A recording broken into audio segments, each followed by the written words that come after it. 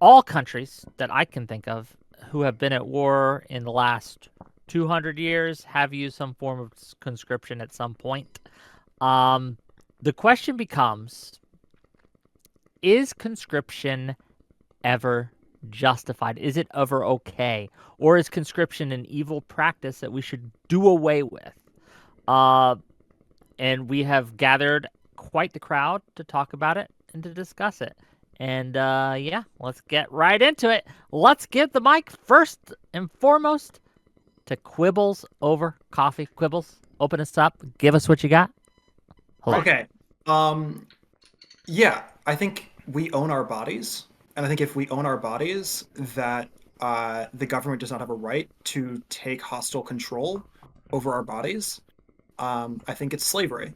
I think we can talk about slavery with degrees of sort of, obviously it is worse to be a slave who is chronically sexually abused than a slave who is not chronically sexually abused. It is worse to work, on a rice plantation than on a cotton plantation, perhaps. But like at base level, this is all slavery, and I don't think the government gets to enslave us. Okay, well, thanks for being here. We'll get into it as we go. Next up, we have Andrew Mercado, no stranger to the channel. Give us what you got, sir. Thank you, Wick. Thank you again for having me. So conscription is justified only in specific circumstances when a nation must defend itself from existential threat or when the world faces true evil, such as Nazi Germany or the Russian Federation. However, I firmly oppose conscription when it is used for imperialist land grabs or unjust wars of choice, such as Vietnam. The distinction is critical. Mobilizing for survival is necessary. Forcing people into war for political or economic gain is not. Throughout the debate, I will show why conscription is sometimes a moral necessity, but only when used for the right reasons. Okay, well, thank you for being here. We will get into it as we go.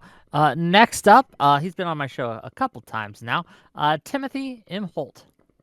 Hi, what you got? Hey, so it's a complicated question, right? Because we've used it to go to Vietnam, and I would argue that we used it incorrectly in Vietnam because we probably shouldn't have been there in the first place.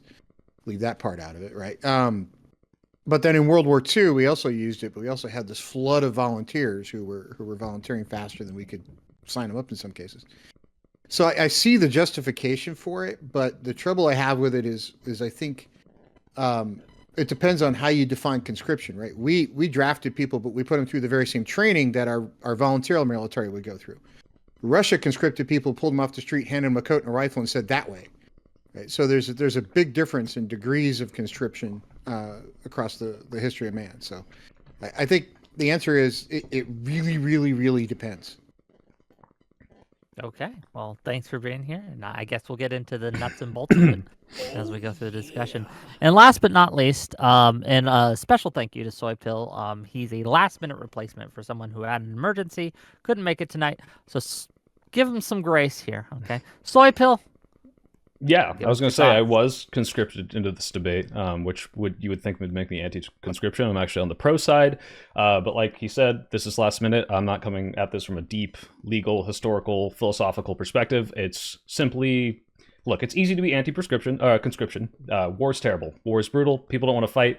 But the two criteria that I think justify conscription is an immediate and an existential threat to your country. If that exists, then I think the wars are justified, or the conscription is justified because of those wars. So if you look at Ukraine or World War II, the countries conscripting are facing immediate and existential threats. If you compare that to something like Vietnam or even what Russia is doing in the Ukraine invasion, they are not. So it is just a simple argument on that front. If your country is going to disappear, it doesn't matter what's going to happen to you if you are being enslaved, as we want to call it. Your country won't exist and your way of life is gone. So that's my position. Okay, and with that, we're going to open it up to the floor for general discussions. I want to give the mic first to Quibbles. You seem to have the strongest stance here. Yeah, I'm just curious, do we all agree that it's slavery? No. No. Okay, so why is it not slavery? Well, for one, you get I can paid. start with that. Payment. So I served in the Army for 10 years. Okay, so that I'm letting you know I already kind of have like I was served in the military, so that's my perspective, including a deployment overseas. And I just think it's absurd to compare it to slavery, especially conscription for national defense. One is about defending a nation in crisis, and the other is a lifelong forced servitude with no rights at all. And I also feel like it's disrespecting history and people that have actually been slaves throughout time to people that have been conscripted. Now, again, countries like Russia, I would probably maybe agree with you a little more with how they're conscripted because they don't have rights. Like Tim said, they're given a AK and told to try, hey, go take the position. That is not the case in Western militaries. Never has been. When you are conscripted into a Western military, you are treated the same way as somebody that volunteered. You have to. It's like in the warrior ethos. It's in the Army values because I serve in the Army. I can't speak on the other branches, but it is, and especially when you become a non-commissioned officer, when you are in charge of soldiers, it is your duty as a non-commissioned officer to treat every soldier the same. That's why I support DEI. But also, it is just a part of the foundation of what the warrior ethos and what the military stands for. Okay, I'd have to treat as a sergeant. I would have to treat everyone the same. If I, as a plantation owner, have nice like huts for my slaves to live in, comparatively nice huts to the other slave owners, am I suddenly no longer a slave owner, or is it the fundamental fact that like I own them and they're not allowed to leave? And I'm forcing them to do labor on my behalf against. So you're trying to conflict. You're trying to do two different things. I reject the comparison. Yeah, let's give it to Tim for a minute. Yeah, so you're trying to conflict two different things. One is there's an existential threat to your country or your countrymen. The other is I want cheap labor, and those are not the same conversation. Okay, so then let's propose this as an example. Let's say there's a famine, right? And as a result of there being a famine, we realize, oh, shoot, we really need people to start working on farms. And so the government says, we're going to round up all of the black people and force them to work on farms until such time as there's no longer a famine. In the history of man, has that dumbass thing ever occurred? If it did, would it be slavery? Wait, I'll bite this bullet. Other than the just specifically black person thing, like, yeah, if the country would not exist but for the conscription of people to be farmers, I would think that was completely justified. If everyone was going to die otherwise, is it justified, or is it not slavery? What do you mean by slavery? Are they not? Can you define slavery? Can you give us our? Yeah, well, I'm curious what your definitions of slavery are, because I think it's pretty obvious that slavery means at core a fundamental and complete bodily autonomy violation. Right, but I want to see I think the question is, like, we want to discover what level of libertarian brain rot you might have. So, like, do you think enforcing a contract, like someone to work by enforcing a contract, is that slavery? I don't know what you mean by enforcing a contract. So say someone doesn't want to work and it's like, hey, you already signed this contract that said you would, and the government says you are forced to do this. Contract? Yeah, you consent to join this contract. And then they force you to do it. Yeah, it depends on, like, Scientology has contracts that say for 1,000 years, right? Those are bullshit contracts. That I don't think should be allowed. You agreed to do work on a roof. That's it. Yeah, if I agreed to do work on a roof, then I think I should be allowed to, like, I would be violating the contract, and therefore I would owe money, I owe restitution for not having paid, like, done the labor that I owe. Okay, and if the judge definition of a word sentences you're flat out trying to change the definition of a word. Dictionary.com. Slavery is defined as the condition of being enslaved, held, or owned as human chattel or property in bondage, or the practice or institution that treats or recognizes human beings as legal property of others. In the military, you are not the legal property of somebody. Wait, why? So by default, your premise is incorrect. Well, for one, it's not indefinite. For two, you get paid. Yeah. Well, yep. Well, I get paid. Okay, that doesn't. Yeah. That doesn't mean it's not slavery. Of course not. Wait, do you know the history of American? No, I know. Yeah, I'm aware of that. I'm aware of, like, carpetbaggers and like indentured servants. Sure.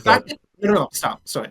The fact that people are getting paid means literally nothing. There were slaves. It does mean something when we're comparing it to, we're paying you penny wages to keep you indentured to us, and we're paying you an actual salary so that when you get out of the military, which we're going to let you do, you can go buy a house and go to college and all the other things that come with people who are conscripted. We're here to discuss. Hold on, everyone. You're all trying to talk at once, and no one can hear anyone talking if you're all talking. No, we're trying to discuss conscription, and you want to turn this into a slavery discussion. If you want to turn it into slavery, I'll go away, and you can. That's what he said. That's what he said. That's his core argument. Saying that conscription is slavery. slavery. conscription That's his is argument. slavery. Stupid argument. I know it is, but that's Okay, what he's Soy. saying. Okay, Soy. Yeah. Repeat what you just said. So what I was saying was not exclusively, but being paid, especially to the extent that people conscripted, say in World War II, are being paid, or like you could make this argument for a lot of different wars, but that is not akin to we paid our like indentured servants or our carpetbaggers or whatever. I think I'm using the wrong word here, but like when we paid slaves like these penny wages that you could say, oh, we're paying them, it's not slavery, but clearly the intent is to keep them indentured to you perpetually. That is not the same thing. This is a very clear distinction. Okay, so the fact that people are getting paid to be fishermen, for example, they get a portion of the money because obviously you want to encourage them to get more fish. The fact that they're being paid does not mean that they're not being enslaved. The fact that so that's why we're asking you, what is your definition of slavery? Okay, let me definition of jump in here slavery? for a minute. Let me jump in here for a minute. Explain. The fact that they're not allowed to leave is the fact that they are slaves. That is the core. That's what it means. The fact that you can't stop doing this type of labor. Changing the definition of a word doesn't make you correct. It just makes you idiotic. Are children slaves because they can't leave school? Oof. Are children slaves because no, I don't think that children are slaves because well, that's so far this is the only criteria you've given, so then you have to give me a better one. I think that children are different than adults. I think that there are lots of rules for children that so are they're not less human than adults. Tim, I think that there are lots of rules. For example, I think that children should not be able to have sex, right? But obviously, if I were to say that you were not allowed to have sex, that would be an obvious violation of your bodily autonomy. Joke's on you, I don't have sex anyway, so... Okay, well, right? Hold on. So, okay. Define child. Yeah. Define child? What are you talking about? Define child? You're the one that wants to put slavery and conscription in the same sentence. Now you're saying child can't have sex. What's a child? 18 and under, 16 and under, 12 and under? Define child. You use the word. You want to change the definitions of words. You either define them or shut the fuck up. That's the way it works. Okay, I'll define it. We have, across all of different societies, different specific ways that we define what a child is. In America, so you can't do it.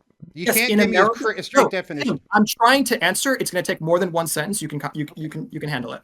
Boy. It takes. You have I'm to not figure. Sure you can handle it, but that's cool. This is something that is obviously not something that happens overnight that you become an adult, but we have to understand that there has to be an overnight threshold that we choose societally to be the threshold. What is your definition of child?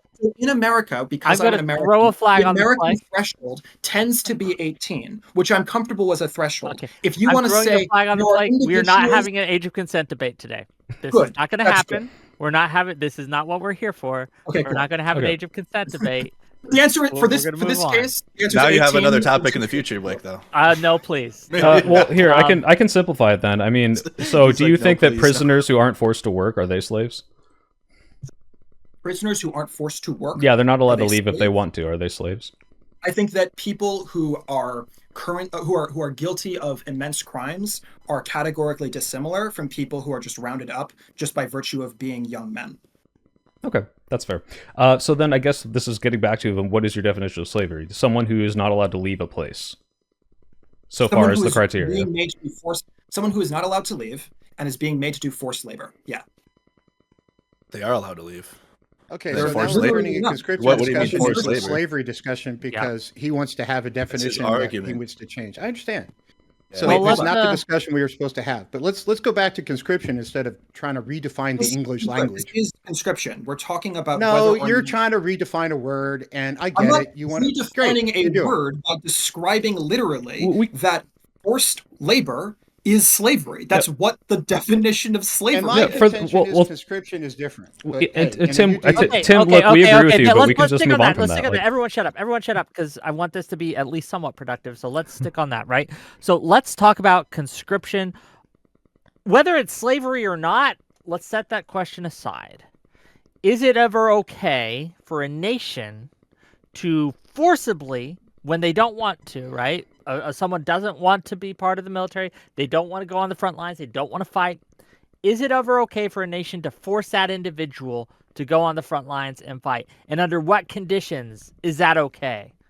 I think over time it could, if it's necessary. But at first, from what I've seen, especially Ukraine, they've put their people that don't want to fight at the front lines, but they're conscripted, they put them in the rear, or they put them in a position to where they're helping in the background, or like they're facilitating logistics to the front lines. But eventually, if it gets bad enough to where you need people to defend your country from an imperialist invader, or you won't literally have a country anymore, then at that point the country has to make hard decisions, and it will have to put people that aren't necessarily ready. But at the same time, countries, at least Western countries, do everything they can to prepare soldiers before the front lines, or before any combat roles. It's not like if you served in a Western military, you'd be given a rifle and sent to the front lines without any training or any understanding at all. They would spend months on you, if not maybe a year, before they'd even put you in a situation. Because in Western militaries, if you are weak and you're sent out there and you don't know how to shoot, move, and communicate, you're going to kill other people. Not like literally, but you're going to get other people killed because you don't know how to do your job. So it's imperative. Chris Speaks for the raid, by the way. Sorry, I didn't mean to interrupt. You're Chris good. Speaks, thank you for the raid. Hit the follow button, all that. Okay, continue, please. So yes, over time, at some point, if the country needs to make those hard decisions to put people that wanted to, they were conscripted, they not necessarily are willing to go to the front right away, so they were put in the rear. If it comes down to it and it's an existential threat, because I feel conscription is necessary when a nation is fighting for survival or confronting a genocidal regime, and without it, your entire democracy or your entire country could fall. That's why we're seeing what we're seeing with Russia's invasion of Ukraine, and why I feel like Ukraine is justified in their conscriptions to support their defense, and I feel that Russia is not justified for their conscriptions and what they're literally doing, and would actually fit into your argument about giving us you are given a rifle and thrown into the front line in the meat grinder, and that's how Russia acts, and I'm strongly against that. I would be for conscription as long as you have the proper training, you're properly equipped, there's no discrimination there, you're treated the same way. As long as all of those boxes are checked, I'm okay. What principle are you trying to defend in this case? The principle of existence. Like if you have a country coming to kill your people and own your country, I mean, you got to defend it, right? Okay, so I personally believe that I want to defend my country. I understand why other people also would want to defend their country, but I guess I'm curious, in the case of the person who does not feel that they want to risk their lives in order to defend the country, or whatever X is, I'll say the country in this particular case, what are you defending them from by rounding them up and forcing them to risk their lives?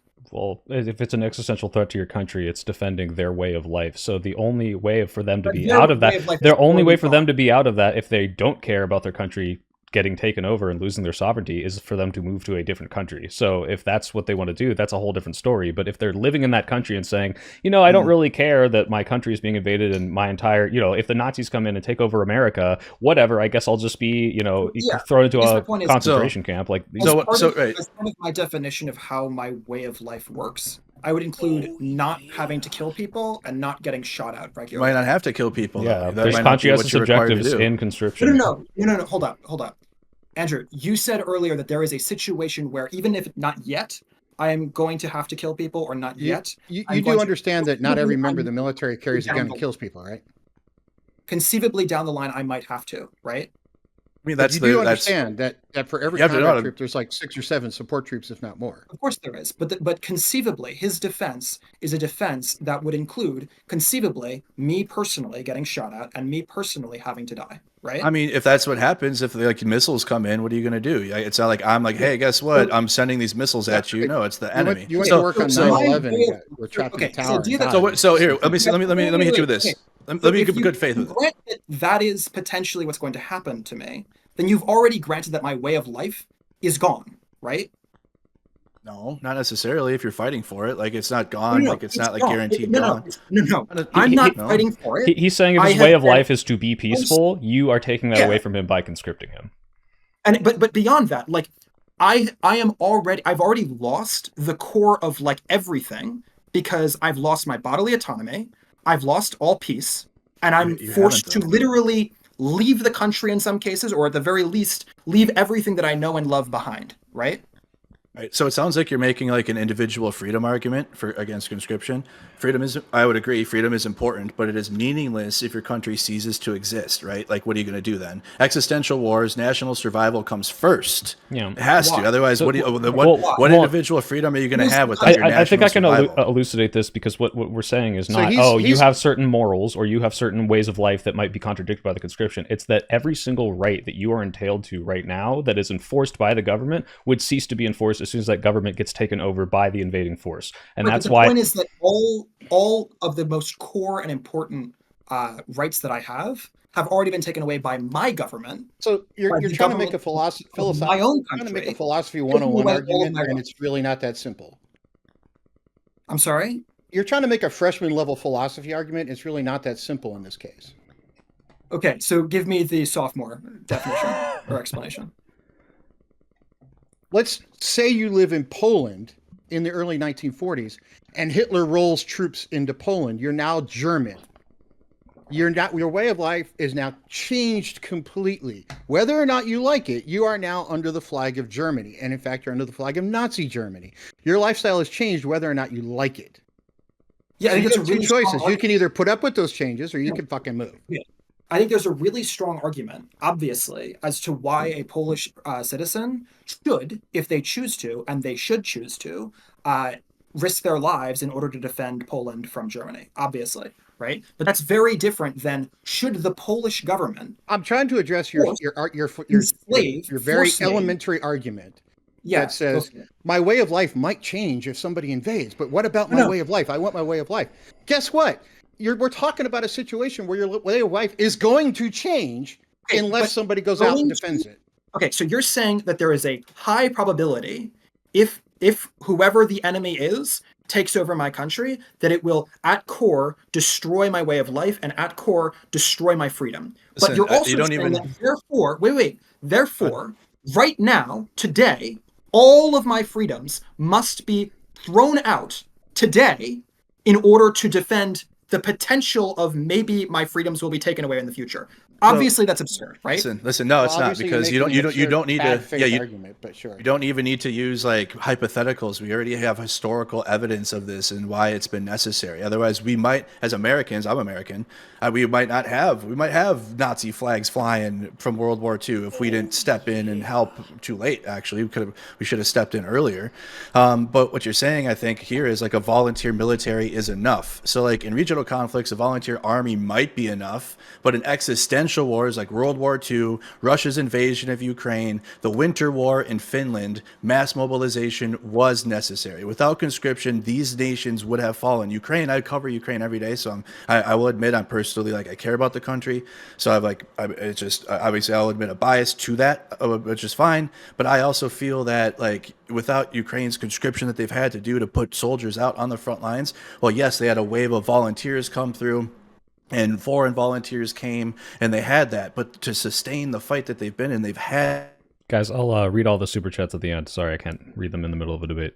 Blanket conscription for everybody. All males, you're going. No, they've like kept it, and they've had to drop age brackets slowly, and it has been like a political fight back and forth between the U.S. and the West versus Ukraine, because Ukraine is looking out for their people and not just trying to conscript everybody to the front lines like you're trying to argue. It's like you're trying to argue hypotheticals when we actually have real life examples that you are giving hypotheticals. You're not working with like the actual historical evidence as to why these conscriptions happened, their effect, and then also bad effects as to how they're implemented. Like we have real life examples of this.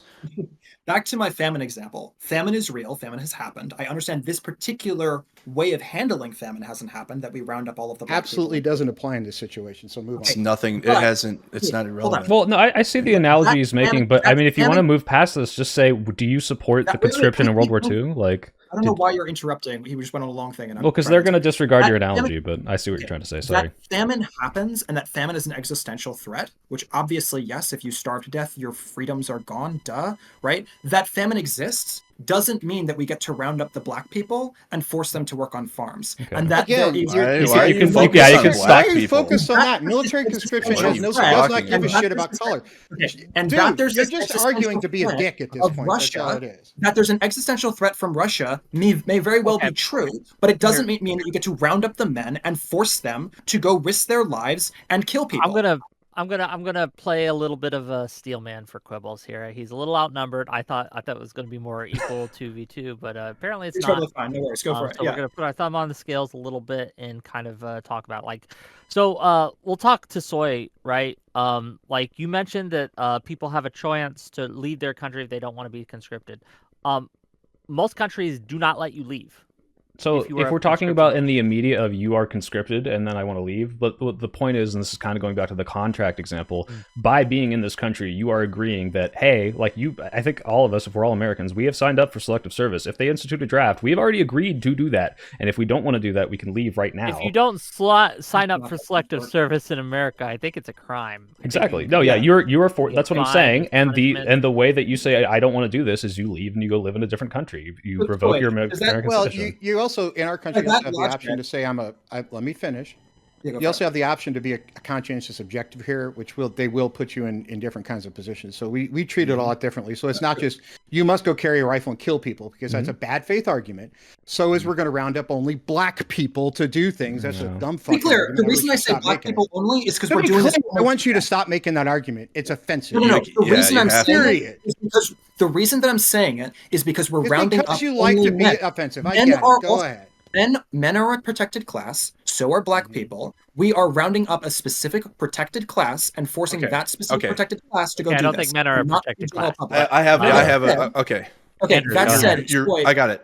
Go ahead. Soy, could you repeat your statement? Oh, I mean, men are a protected class. I was contradicting. No, you. I'm pretty sure. not- So what it sounds like your real argument should be, because I can make your arguments better for you, is conscription disproportionately affects the poor. That's your actual argument. No, but that's anyways, not my actual that's what argument. it should be, because you're focusing on like You black can't people, just but it really make would be up focused an on the poor. argument. Okay, enough. It's a One better at a time, argument than what you're one at a making. time, Like one I at a can make time. better counter That's arguments not than my you can. argument. No. My own argument. It should be. It should be one of Okay, them. And then which That I would you say, want me to have different opinions than I do? does I not want you to mean have that I real the arguments opinions that about you want me this. to. You're saying black people, like it would He's- disproportionately affect poor people, actually, No, because rich I'm people saying get out of black shit like people this. because I'm talking about a protected class and comparing it to another protected class.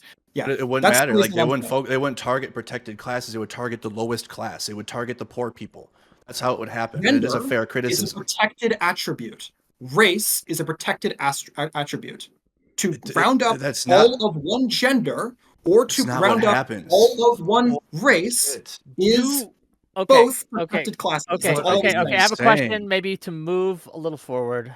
Okay, move a little forward. I'd love to actually talk about conscription at some point instead of slavery. Sure. This It's- is conscription. You're talking about the violation of bodily Oh, sorry. autonomy. Okay, conscription outside of wartime. Is that ever okay? When you aren't sure that there's an invading threat, but your country is like, well, in order to deter, right? In order to No. have a robust military, so countries don't think No, can we take a haven't roll needed over it historically. It's not been a historical need. We have enough No. volunteers for just that. For Under just like, no circumstances. Well, there Yeah, have and I wouldn't countries, support it however, anyway. Israel, for example, has Yeah. mandatory military service, right? Yeah, Switzerland did for a yeah. long time too. yeah, but there- that doesn't there are- mean Yeah. support it. There are several countries who have this. Okay, what about Pete Buttigieg's plan? What about the idea of mandatory service? It doesn't have to be military. But now we're completely off the topic. Are of we conscription. talking about military, or what are you talking about? Is that not conscription? Is that not That's an a form. example of Yeah, so like kind of what No. Germany was doing, where they said if you don't want to serve in the military for it's once you graduate high school, you can do a year of civil service, which is like working in a retirement home, working in a hospital. Are you asking us if we consider that slavery? I'm asking whether or not, yeah, I am asking ultimately whether you think it's slavery, but I'm also asking whether you Absolutely think not. that it's defensible. Yeah, I don't think it's slavery. I think think there's this is plenty an of insane defenses argument. for it, but it's also it doesn't matter because regardless of whether or not you want to use the word slavery, I think the question here is now to what extent is a country allowed to violate the let's set individual aside- rights of people to maintain its sovereignty? Let's set aside the okay. So then let's just ask it this way. Let's set aside the word slavery because seemingly you don't like it. Do you agree I don't that like it is a slavery. fundamental violation of one's bodily autonomy to make us do forced labor against our will? So you're trying to get at slavery from another angle. I understand. It's No. debate 101. Sure. If you don't like the term slavery, We agree that it's mandatory labor, surely. We agree that it's against your will, surely. So do you agree that it is good and valid for people to be forced to do mandatory labor against their will in peacetime? I hear what you're saying, and we're not talking about peacetime. We're talking about conscription and warfare. At least that was what I was told. Now, I'd like to make a statement. Can you shut the fuck up for a second, or are we going to keep talking over each other? Okay. When it comes to conscription in a military sense, there are very specific cases when it can be somewhat justified. There are also very specific cases and ways in which it can't. For instance, if you look at Ukraine and some of the reports coming out of it that I may or may not believe, they are conscripting anybody who can walk and talk. Okay. If that's the case, and they really are sending people, for instance, with Down syndrome to the front line, let me finish. That should not occur. There are occasions when an invading force comes in, like Russia, and says, we're going to take over your country. Conscription for Ukrainians can be justified. Now, if you want to conscript the U.S. citizens and force us to go fight, I'm absolutely against it. If Ukrainians need to be conscripted to go fight for their country, that's different. None of this makes any difference in a world with drones. We can actually get 99% of the people off the freaking battlefield. Let me finish. You're talking about go back to your fifth grade argument. That's fine. I'm going to go get another cup of coffee and go on mute. Okay. So the question, I didn't want you to. That's going to be me. Tim's going to be me in like 20, 30 years. I'll repeat it. Was in peacetime, do you think that I'm willing to listen if you make an argument that's over the fifth grade level. Okay. So in peacetime, do you think that it is acceptable to have forced labor by government mandate? Wick already asked us this like 2 minutes ago, and we said no. Neither of you have answered. Well, hold on. I can talk about. Well, go ahead. If it's a military thing, I would, especially like fighting in a war, I would say no, especially in peacetime. Well, like going into a combat like scrimmage thing or whatever. But when it's like, if you look at Germany's conscription, I guess if you want to call it, what they used to have back in like the early 2000s, I think there are pretty good arguments for it. It does promote a sort of societal cohesion. It is a violation of bodily autonomy, but I don't know necessarily if I would support it. If we're talking strictly about the conscription, obviously we're going to have the wartime conscription has to be immediate and existential. That's my criteria for it. But if you want to get into an argument about whether or not a year's worth of mandatory labor from the government is good for the society and measure the effects of that, I mean, we could talk about that, but I think that's a separate argument too, right? Like I think mandatory service and conscription are two entirely separate arguments. The reason that I'm asking is because you either do or do not believe that the government owns my body. If you do believe that the government owns my body, then what that implies is that even during peacetime, you can forcibly round me up and make me do X, whatever X is, right? No. Okay. If you don't think that the government owns my body, then it begs the question, why when war happens does the government suddenly Quibbles. The problem is that you have to have you agree with this, that there is some criteria by which the government has control over your body by living in this country. So if you commit a crime, the government's allowed to lock you up. That is a violation of your autonomy based on the agreement of you living in society and violating the laws of that society. Okay, so you agree with that, right? Obviously. Hold on. But you would grant that there are certain crimes that shouldn't be crimes, and if they are made to be crimes, then that is a violation of my bodily autonomy. If, for example, it becomes illegal to be gay, obviously it's a violation of my bodily autonomy to round me up and put me in jail because I'm gay. Right? Okay, sure. So you can disagree with the violation of bodily autonomy. What does it have to do with it? What I'm saying, you're making it as this absolute though. You're saying, oh, the government. Are you saying either the government does or does not own my body? They have the ability to do certain things. We're saying does not own my body. And we're saying guilty of an actual crime, the government does not get to round me up and put me in a camp. Correct. Okay, that is what I'm saying. Okay, let me try to bring this back to I reality. do have a here super for chat I second. need to get to, but Go go ahead. Yeah. Okay, $10 from Doobie. Okay, thank you for the $10. Like doobies. I think we can all agree that on two things, and then I'll let you scream and yell all you want, because after this you're probably going to need some blood pressure medication. First, I think we can all agree that slavery is bad. Okay? Slavery should not be allowed, and rounding up, as you put it, black people is a bad thing. Okay? Number two, there are certain times in which some rules need to pivot a bit because there is an existential threat across a broad spectrum against a large number of people that must be taken care of in some fashion. And to equate conscription with slavery insults actual slaves. Go ahead and scream. Okay, well, $10 from Doobie. Let me read the super chat Full real agree. quick. Full agree. Yeah, if Ukraine found that women could help the war effort by improving morale and providing a further incentive to join by conscripting them to work in brothels for soldiers, would you support that? Why or why not? It's a good question. I think that might be akin to borderline sexual assault or rape if you're forcing them to have sex. Not even borderline. I don't So- know That's what actually what that would be. Yeah, I think the question so- is literally No, that. it's diverting the topic again to brothels instead of serving Right. in a military. And it's trying to be It's reactionary men because if you said the Yes, same thing about men, exactly. I would say no. But if you said if we could Exactly. conscript, if it got so existential that they needed to conscript women to do the exact same roles as the men, I would say that's probably justified. Why do you think that it is a more fundamental and core violation of my bodily autonomy For you me to be a mechanic on a rape- truck than to get raped every day by a Let me squad of answer- people, I let think me it's a ask pretty you a big full difference. question. Yeah, but you're going to Let me make ask some you a dumb full question. equivocation. It's very easy to I'm just say what the It's difference not a is. dumb equivocation. You haven't heard the question. Oh, I'm It's a sorry, go on. question, not a- Sorry. Okay. The question is, It's your why time. is it a more fundamental violation of my bodily autonomy for Mm-hmm. me to be chronically raped than for me to have PTSD, for me to get shot at? Okay, for me so to be it is what I was saying. So you Holy didn't have to finish your sentence. So again, I said, like we said, there's like 6 to 7 non-combat roles for every person being conscripted. First of all, no. second of all, Again, Andrew earlier in this No, same there are. conversation There are. said, You have to finish. admit there are. You can't just say no. There are. Okay, I am There saying are. no, there aren't, Then because you're full earlier of in this shit. conversation- That's all I'm saying. Earlier in this conversation, Andrew explicitly stated that there are cases where people should be forced to the front line, not just to be I part can of the walk out my military, front but door and to the possibly front get shot. line. There are And cases to be people get forced shot to the- here.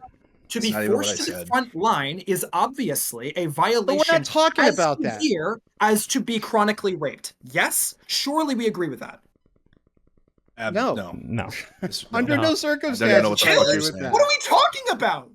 To get killed. That's a good question. What are you That talking is about? that exactly, please. And you're killed. also misconstruing my argument. I'm gonna- I didn't say- I Wait, didn't say Quibbles, just can we back it random. up a little bit? Do you think? Oh, Do you let think? Let Andrew clarify his argument. Andrew's trying to clarify his argument. Go ahead. Yeah. I didn't just say like randomly, like it's okay in just random times or like, and just in some cases. It was very clearly defined to where if the existential threat becomes so great to where without people going to the front lines to fight and defend the country, or you're going to literally lose your country, that is when I would be like, okay, I can understand that. But even then, you would still, like if somebody is like not fully ready or physically capable or mentally capable, you would find that individual a job that is not at the front lines, because that is how you keep your military effective. You cannot have somebody that isn't going to be effective out on the front lines no matter how hard you want them. So you're going to do everything you can to prevent that individual from actually going out there before they're ready to do This is a so. lot of in the case where it is necessary.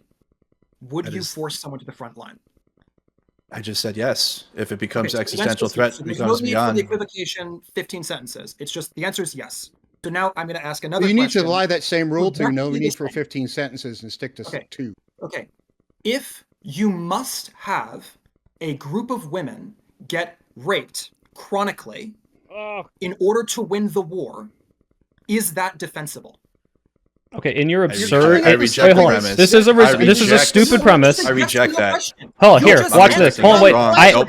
Okay, hold I on. reject Let I can me ask you a engage. better question. I can- Pause. Everyone I stop. Everyone reject stop. the Everyone question. stop. Wick, Here's a I'll better engage. question. I'll engage with the question. If you cannot win the war unless you conscript women as well as men, is that No, justified? it's not conscript No, it's- women. hold on. It's specifically No, conscript. no, I'm to be okay. chronically We're going. sexually If- we're Putin- working down if- the line. Let me go. No, Quibble, wait. stop. Wick.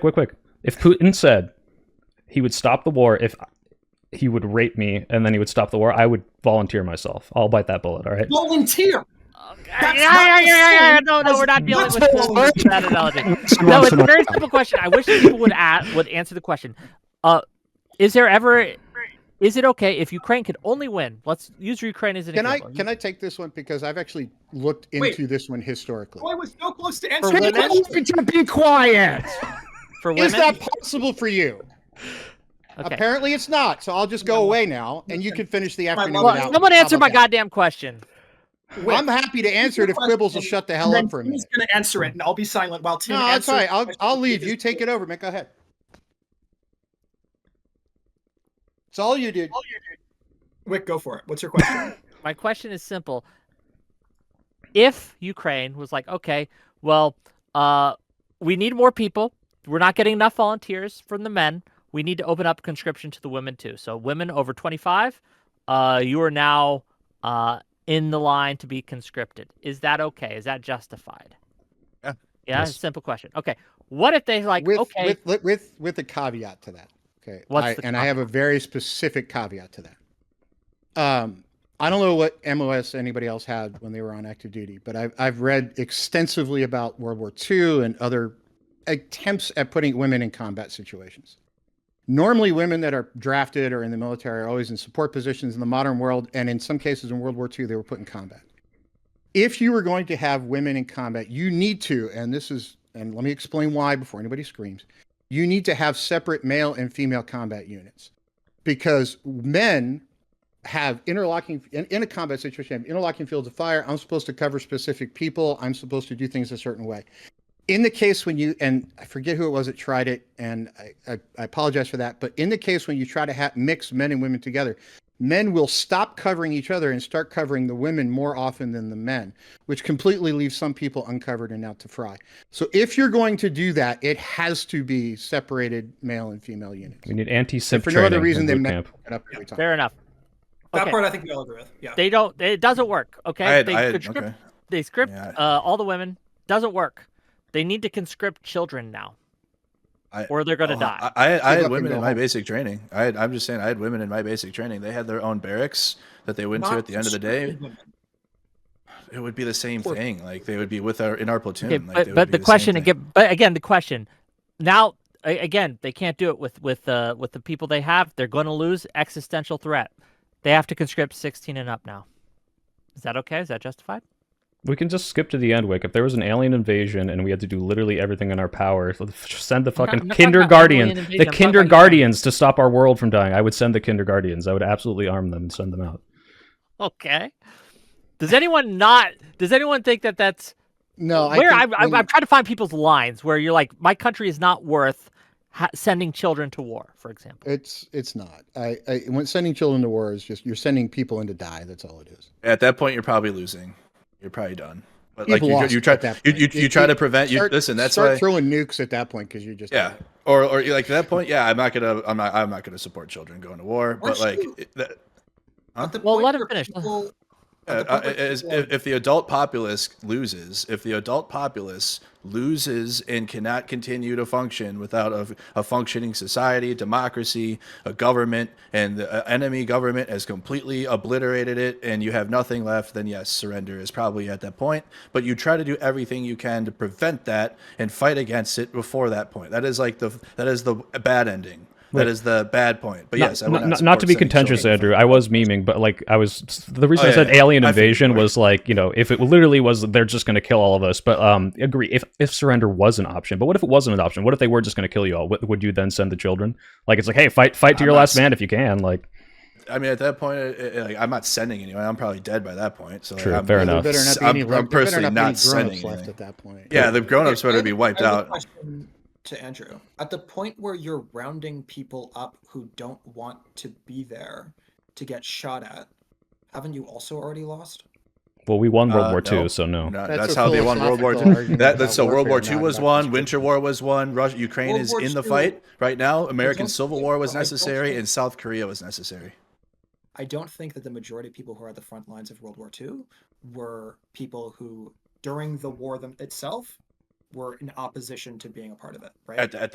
I'm sure maybe onesie and twosie, Okay, but it's an so- existential war. So at that point, you need as So many at the people as you very can. least, I can claw you back from the claim that there should be people at the front lines who don't want to be at the front lines. Have I not already made that argument? Okay, Yeah, let's- he let me said put he this said in- only Have I if not you already have to. said this? You're saying that you do not believe that. Okay, what people happens? Okay, I got against you. their Okay, will- so the He front hasn't lines. changed his I position. got you. You're twisting My his words. position is the same. So the enemy is 500 meters away. Okay, today. Mm-hmm. Tomorrow the enemy is now 200 meters away. The next day, now the enemy is like in your shit. At that point, at what point do you like decide to defend yourself? And like when the front lines come to you, it's not like the front lines are always out there somewhere and you're being sent out there. Sometimes the front lines come to your backyard, and then what are you gonna do? Then what? Then you're gonna sit there and try to have some So this is slavery. I don't know what I'm going to do. And they're like, I'm going to kill you now if you don't defend yourself. Like, what are you going to do? The answer is if I'm getting shot at, I am. Okay, I'm not.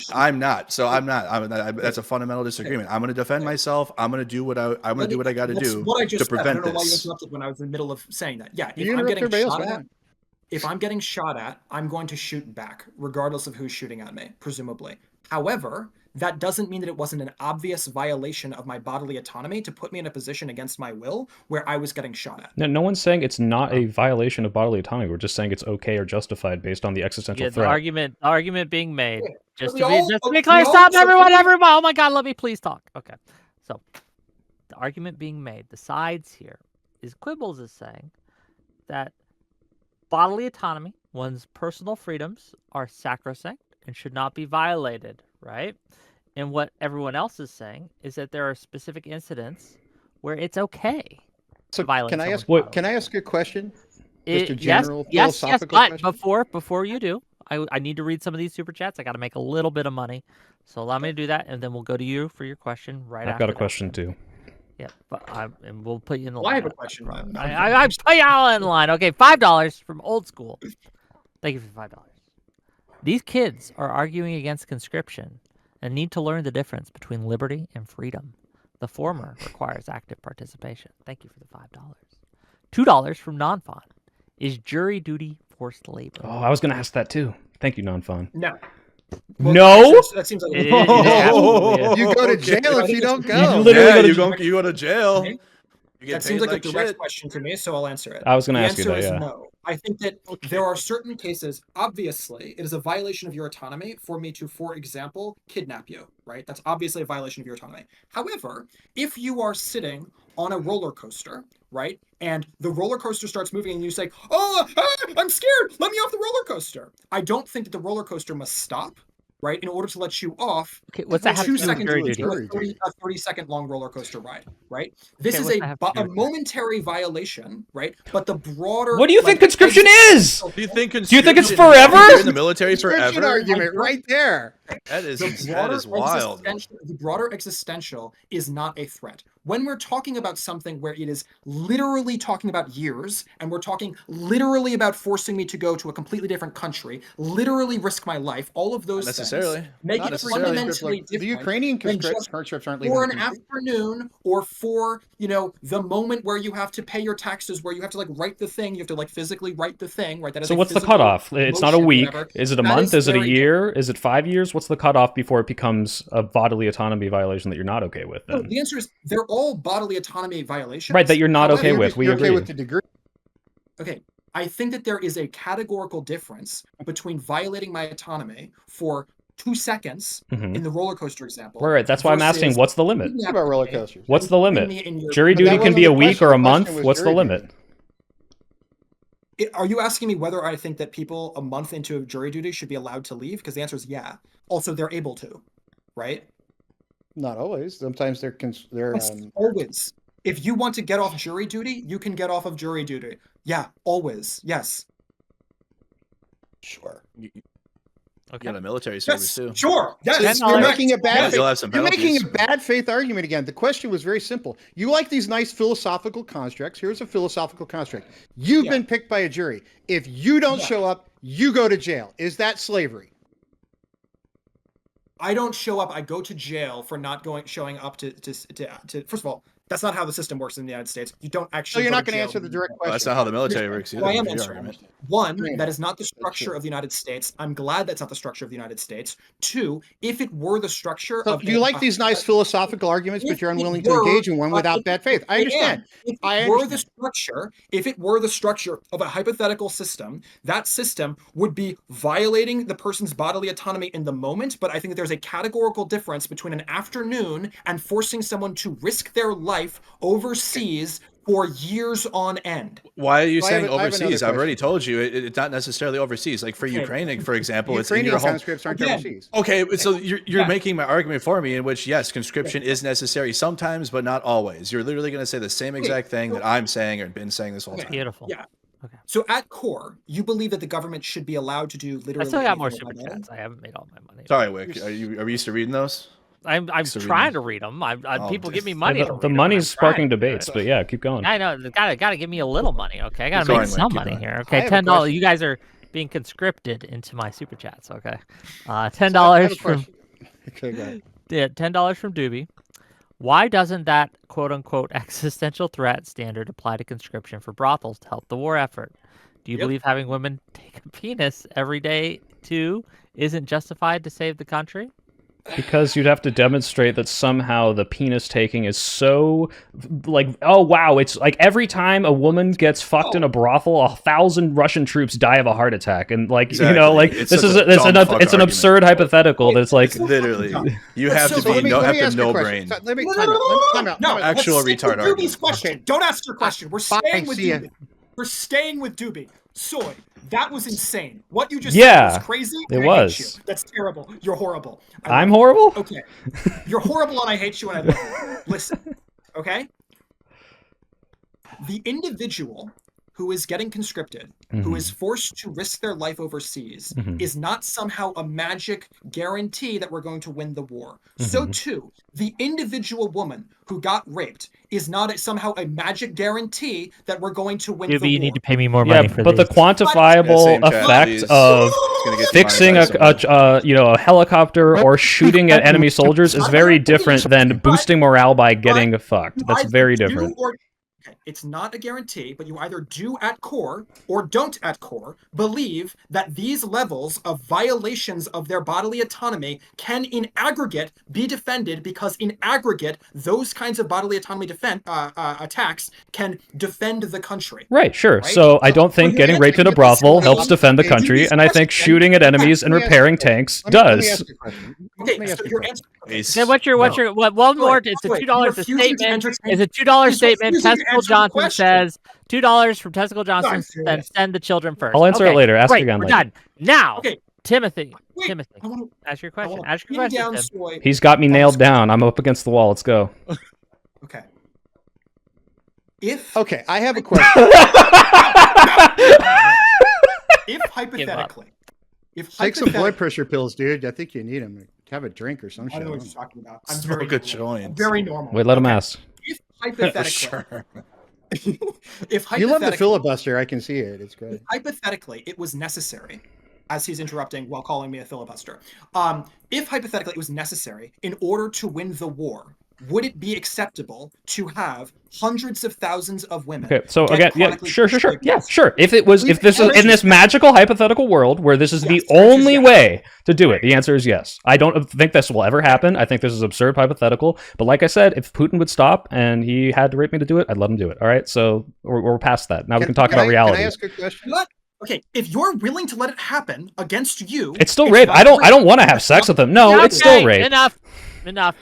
Timothy, ask So can I your ask a question? Okay. Here's a hypothetical for you that violates my bodily autonomy. Let's see if you agree. I'm driving my Jeep Wrangler through a school zone with a speed limit of 20 miles an hour, but I feel like I should be allowed to go 95. Is that okay? Or have they now violated my bodily autonomy by not permitting me to go as fast as I want to go? No, I don't think that speed laws are the same as the draft. Do you believe in vaccine mandates? Do you think that's a violation of your bodily autonomy that is unacceptable? I think that vaccine mandates are massively dissimilar from, again, being forced to go overseas. Well, now we're drawing distinctions. Oh, okay, here we go. Now we're getting to the bottom of it. Yeah. Oof. Okay, but do you agree with them? Why can't we just bite the bullet on all this Yeah, I and say do. yes? I think that there are situations where a vaccine mandate is defensible. I think that, yeah. They should have only a Just question. real quick. believe in the FDA. I don't think Well, we hold should on. be doing This is just an willy-nilly. easy answer. Come on, Quibbles. This is just an easier answer. Yes, all these things, including speed limit laws, are to some extent a violation of our autonomy, but that's okay. It's not always wrong to put limits on other people's autonomy. Yes, that's why I'm saying that the roller coaster example, which is the equivalent of the speed limit thing, Wait, right? well, tiny level of an infraction. Quibbles, right? I see what you're saying. You have a limit somewhere, you draw it, and you think that the year's prescription. So let me ask you another hypothetical then. If someone has Ebola and the government says, I'm going to quarantine you, let's say Ebola in this universe, it's super Ebola, it's mutated, and it lasts for 10 years. And the government says, I am going to violate your autonomy and quarantine you for 10 years to protect the rest of the public. Would you be okay with that? I can't believe it's a question. It should be yes. Yes or no. That's wild. No, because it is a question, because what you're describing here is not just a should they be forced out of the country, right? Which is something that I think the government should be able to force people out of the country. You're asking should they be quarantined, which Locked is a up. different thing than They're not allowed to leave their house. Locked up is different, and so I think the question then becomes: is this person guilty of some sort of crime? Nope, no crime moral or committed. They otherwise? just happened to get super Ebola. Total accident. They happen to get super Ebola. Mhm. Again, I think that like if Patient it's zero. who is working, if it's someone who's been working in a lab, Nope. and therefore Nope. because they were It just working in a came lab- out of No, nowhere. no. Super Ebola just came out of nowhere. They discovered it came quick, out but of it didn't nowhere. spread. If this person comes out of their house, they will spread it to the rest of the country and kill many, many millions of people. Is the government allowed to quarantine them for 10 years? I think I'd pay them a fuck ton of money to not come out of their house, but I don't think that Jesus ultimately Christ. I would- Okay, I mean, that's just it right there, Wick. That's the fundamental disagreement. This guy would say, well, I would really hope they didn't, but I don't think the government should have the ability to stop this super Ebola from killing everyone. So I do. Your answer is, should you pay them at all? Probably would be nice to, yeah, but I'm not My going to question, hope should you pay that them- my should you payment pay is them going to normal keep them salary, inside their or you house. should be paying them billions and billions of dollars? Because I've personally felt question. you should pay billions matter. and billions of dollars. Billions of because- dollars to Billions? stay in your house for 10 years? stay in your I do house that for for 10 free, years? buddy. I have a See, We question. got I people do it doing for that free. for free in my audience. What? Okay. This So is can the I ask a one question? person who has the ability to protect the entire okay. country, the entire Yeah, world enough. from Super Ebola, who's going to kill us all. Yeah, get it. I get personally paid We a got the fuck answer. ton. Correct. We got the answer. Okay. Next, But to a be few clear- people have questions. Wait, hold up. Let's just be clear. Yeah, I call on Regardless Doge of to shut down the super Ebola regardless of who funding this person and to is- actually just send 3 military soldiers to keep them from stepping outside, honestly. Regardless We just of need who one this Marine, person man. is, it is very One obvious battalion of that- Marines. It is very obvious that this person almost certainly would accept payment of billions of dollars, which is definitely worth it from the American government perspective, obviously. And so, therefore, I don't think that this is a. You're just real avoiding thing. a yes In no the question, same which way- is dumb. But In the same way that earlier, Soy, you built the hypothetical bullet of would you, in this case of like, you have to have hundreds of thousands of women get raped by Vladimir Putin, you said, yeah, I would be willing to have hundreds of thousands of women get raped. Yes, I am willing to bite the bullet that this person does have bodily autonomy, and therefore I am willing to defend their bodily autonomy, but I would also suggest that that's not an actual problem that would ever happen, because you can just pay them better. Yeah, So I have a billions of dollars. question. Okay, so I have now a what if question it... that What, actually Hold brings on. us What's your back question, to Tim? conscription. Tim. What's your question? So I have a question that brings us back to conscription. So Yes, please. conscription, which is kind of where we're supposed to be. I know. So conscription is in, to use your word, slavery. I'll grant you the slavery term for a second for this hypothetical. And since slavery is evil in all of its forms and we should never do it, if you're a country like Ukraine and to defend yourself, you have two choices in between conscription and use of nuclear weapons, which one are you going to go with? Nuclear weapons are a violation of bodily autonomy also, because they kill a bunch of civilians. Holy fuck. Is that what they are? Is that what nuclear weapons are? Nuclear weapons are a violation of bodily autonomy. Murdering people, I think murdering civilians is an example of a violation of bodily autonomy. Yeah. Oh, Do you boy. disagree with that, Wick? It's a weird framing, and I think Mrs. It's technically true. Yeah, it's If one of those employed. technically true, but it's Framing? technically It's true in a way that as to why a thing obfuscates is what it wrong. is, right? Its weird framing doesn't make something wrong, right? Well- it is obvious that a nuclear weapon against Such civilian a targets crazy is a point. violation of those civilian okay, targets' okay, bodily enough, autonomy. enough. That's Yeah. dead. And if my mom had okay. wheels, she'd I be have a a bicycle, follow-up. but... But I have a follow-up. Okay, so I wrote is a it. violation. Anyway, So we've established nuclear weapons bad, conscription bad. I had wings, I'd fly. Your country's been invaded. You don't have enough military to fight it. What's your answer? Go. My answer is that I personally would definitely be involved in the military in that situation, but my answer is also Okay. that people should be allowed to flee, and if people want to flee, they should not be stopped and rounded I'll up and answer your forced to question fight. directly, Timothy. In that instance, if I have nuclear weapons, right? and I have to, and we're losing, and I can either institute a conscription or I can institute nuclear weapons. I'll do conscription, but there will come a point where I will do the nuclear weapons too, right? That will happen. That point will come, but conscription first. So I just was curious where the line gets drawn, because that's really what got. So the whole thing that started this discussion was the Ukraine war, and the reason Ukraine, honestly, was let's back up to the whole reason we're having this discussion, right? Ukraine is it. Ukraine gave up its nuclear weapons in return for a protection pact from various countries, including the United States, but they didn't get NATO membership. So they had them. They gave them up. We said we'd protect you just in case somebody invades. They got invaded. They didn't have nukes to prevent that. So now they said, well, we've got to fix this. They did conscription. We've sent them a lot of weapons. We've sent them intelligence, which lately hasn't been as predictable as it used to be. But now they have a choice. They can either look to us and say, keep giving us weapons, keep giving us this stuff, or give us our nukes back, or we're going to have to do conscription. But to use your words, the conscripts in this case aren't leaving the country. They're still in Ukraine. They're fighting to defend their home. So there's got to be a line somewhere in between nuclear weapons and fleeing the country, because fleeing the country is also robbing you of your bodily autonomy to live where you want to live.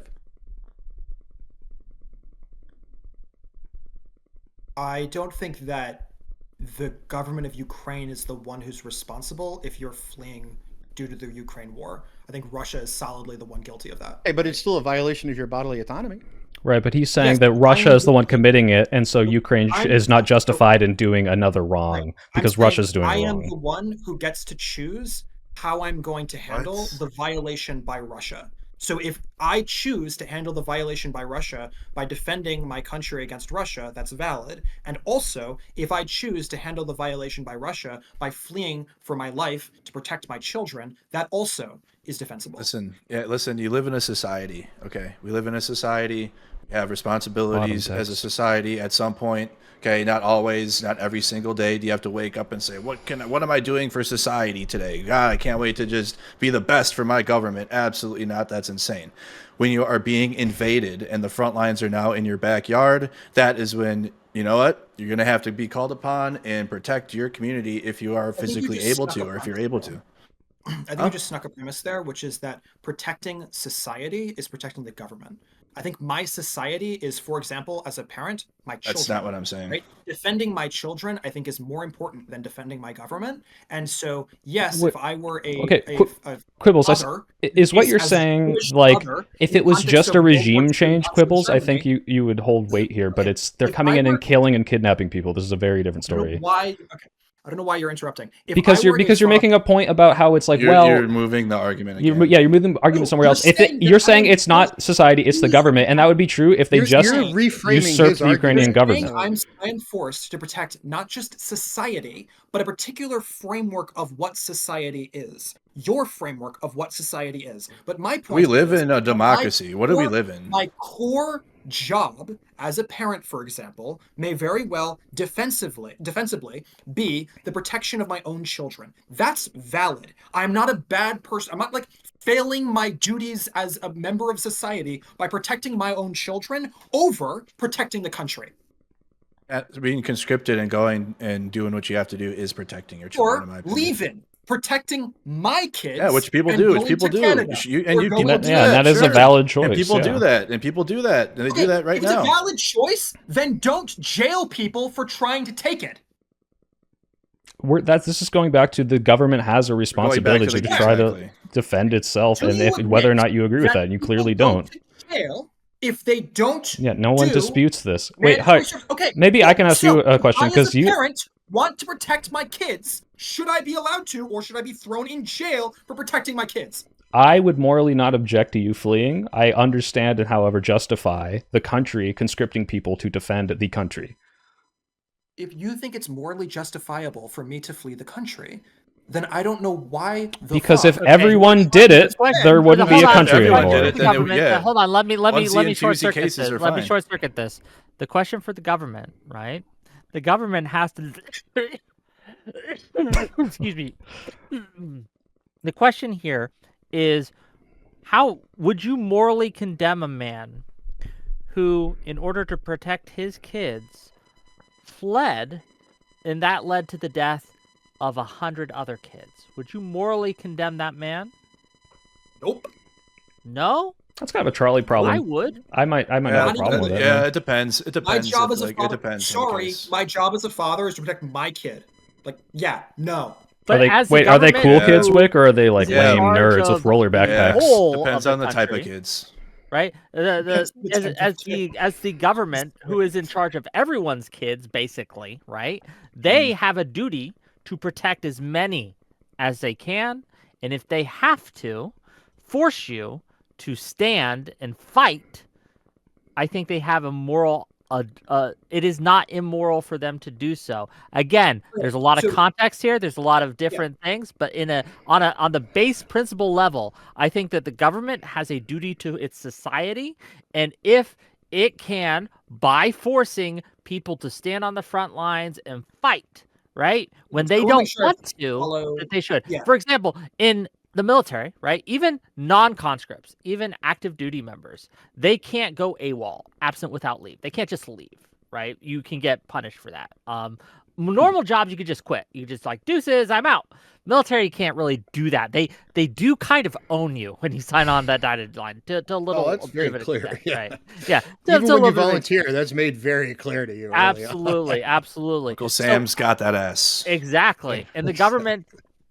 That is a moral necessity that the government has to uphold, because if they don't, and things get hairy, and people just desert and leave, they know that country is done. It's gone. So to the first point of, there are jobs, and this isn't just true of the military, this is also true of, like, you're a surgeon, right? There are certain jobs which obviously you can't just like walk off the job in the middle of surgery. Obviously you can't just, like, if you're working for NASA and you're on a space station, you can't just like decide that you're going to go home and force the entire space station to go home with you or whatever, right? Obviously that's true. To the other point of this idea of that, there's a hypothetical that you're posing here, which is that, like, is there a possibility where both, one, the military is defensible in terms of their demand to force you to the front lines, and also, two, that you are defensible for trying to flee? That both of those are morally correct statements. Is that essentially your contention? I can imagine scenarios where that's the case, but I don't think. Yeah. Okay. But I don't think that's the case in, like, say, Ukraine. I would judge someone. Honestly, fair. Yeah. World War II, Finland, Ukraine, that is etc. hypothetically. Hypothetically, But those also aren't mutually exclusive quibbles. I mean, I can say I understand why someone is scared and doesn't want to die, and yet at the same time, I condemn the fact that if everyone did this and if everyone thought like you, we wouldn't have a country. Those aren't contradictory. When these things are in direct contradiction, right? The correct moral frame of the military on one hand, and the correct moral frame of the father on the other hand, right? Why is it that you seem all to agree that the government should come first and that the family should come second? It's not about the government. It's not the government. What are you talking about the government? We're talking about the societal structure that is provided based upon the ideology. We're talking about the government of Ukraine. No, we're talking about the people of Ukraine. We're talking about the people of Ukraine and, like, the society that they live in. They don't live in. Does Ukraine live in a democracy, or does Ukraine live in an autocracy? Does Ukraine live in an autocracy under dictatorship? That's a different question, because that's a different question. I'm asking him because that's the key point. That's a really complicated question. They haven't had elections. Really not. The reason he's asking is because it will change when Russia comes in. Because of Russia's invasion. Are you serious? It's a complicated question because It's really not. It's really not. It is. Wrong. Why haven't they had an election? Why haven't they had an election? Why haven't they had an election? They haven't had an election for defensible reasons, because it's very difficult to have an election while you are being actively invaded. However, if you're asking in their constitution, they're under martial law. It's just the answer, unfortunately, and this is not the fault of Zelensky, but currently, no, I don't think that they're currently a democracy. I also don't think that that's Zelensky's fault that currently they're not a democracy. But no, they're not a democracy right now. They absolutely are a democracy because they're following their constitution, which puts them at martial law because of Russia's invasion. They have not had elections because the of timely Russia's manner invasion. that Guess is what? They will have expected of them. elections. They will have this is exactly my point. So Ukraine You're is saying they could justified in turn defending back to themselves a and Let Andrew conscripting. get his point Anyways, out. Yeah, then because he can respond. if Ukraine does not conscript and they don't defend their country, they will become an autocracy because Russia will own them. They will become a puppet government to Russia, in which they will lose their identity as a democracy, which is what is the society. And yes, the institutions and the government can hold it up, but it can also fight back against it. That's why, as the people, it's important to hold them accountable. I don't know why we're arguing with this, because I'm confident you agree with me and that we're just like missing each other here. My point is that they're currently not a democracy. They were a democracy in the past. No, I fundamentally disagree. I disagree. This is but you're saying the same thing. Before you interrupt. Thank you. I love you. When you would extend that in the courtesy to past, others. they were a democracy, and when Zelensky is making very clear that he is trying to make them a democracy in future, they are currently a democracy. What are you saying? What are you even saying? Elections, that they are a democracy. Why do they not have elections? Why do they not have elections? Why do they not have elections? Tell me. Why do they not have elections? It does matter if they, because that's why they're not having them. What are you talking about? Democracy They do not have elections because of You can Russia's say- fucking invasion. What are you saying? What are you even saying?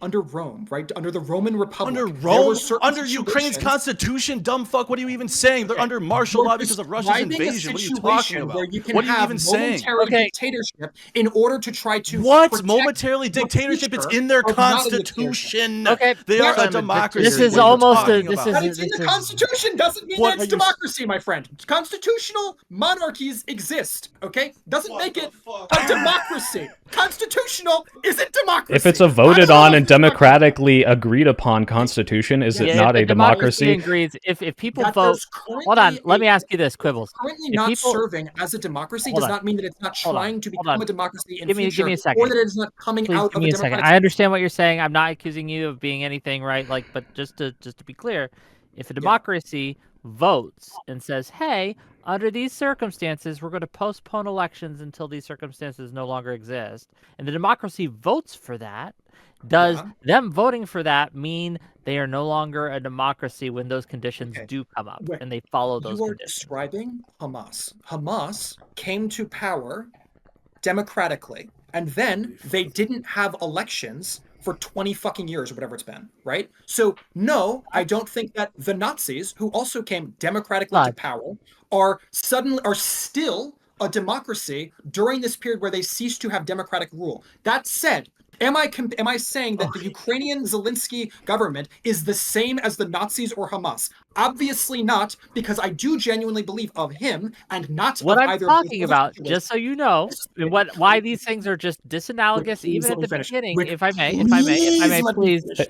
No, because Wick. you're getting it wrong. Wick, you should ask him, are we not a democracy in between you stop elections? too, because you are interrupting me as well, soy pill. So stop. Right. The What soy the question, situation no. is that Ukraine voted in its constitution that under certain circumstances they would not have elections under these circumstances. So This you're was describing not what back to the happened Roman with Republic. I Hamas, don't mean to and offend this you by was talking not about what Rome. happened Yeah. with Germany. They are Okay. fundamentally at core and foundations different situations. Okay. When Hamas and Hitler and Zelensky came to power, it was democratic, right? There came a period of time where, by virtue of war, by virtue of whatever the reason, it ceased to be democratic.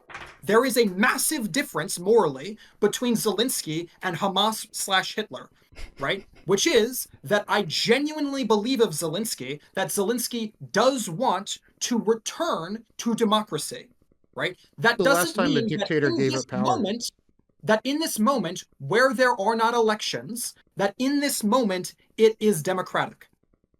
So When was the last time in history a It's nothing dictator to do gave up with power? the draft. I don't know why we're talking about it, but like, yeah. So yeah, your When was the argument last is time in just history a dictator gave up power? I'm sorry? When was the last time in history a dictator gave up power once they had it? Washington, for example. Washington during the war had dictatorial control over our military.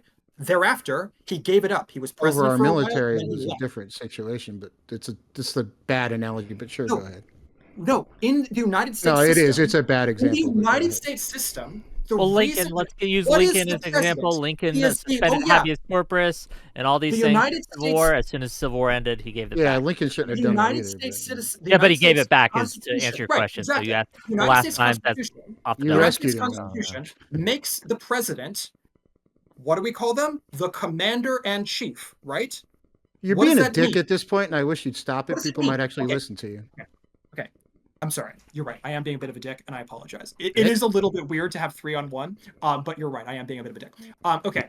To be fair to me, Tim said he was against the conscription. Yeah, I'd love to get into that at some point, Tim, before the debate's over. I am within certain boundaries, but there's limits to that, right? So you're not. Okay, let me take it for a moment. Okay, let me take it for a moment. Go ahead. So you brought it up. I am against conscription. Can I finish my point, or are you going to interrupt me now too? Let Timothy go. Let Timothy go for a minute. Yeah, please. Go for it. That's cool. I'll just expect him to interrupt me in about 10 seconds. Now, I am against conscription in overwhelmingly most cases. Okay, let me give some examples of what I mean. Okay, take the war in Vietnam. We drafted our people to go fight somebody else's war.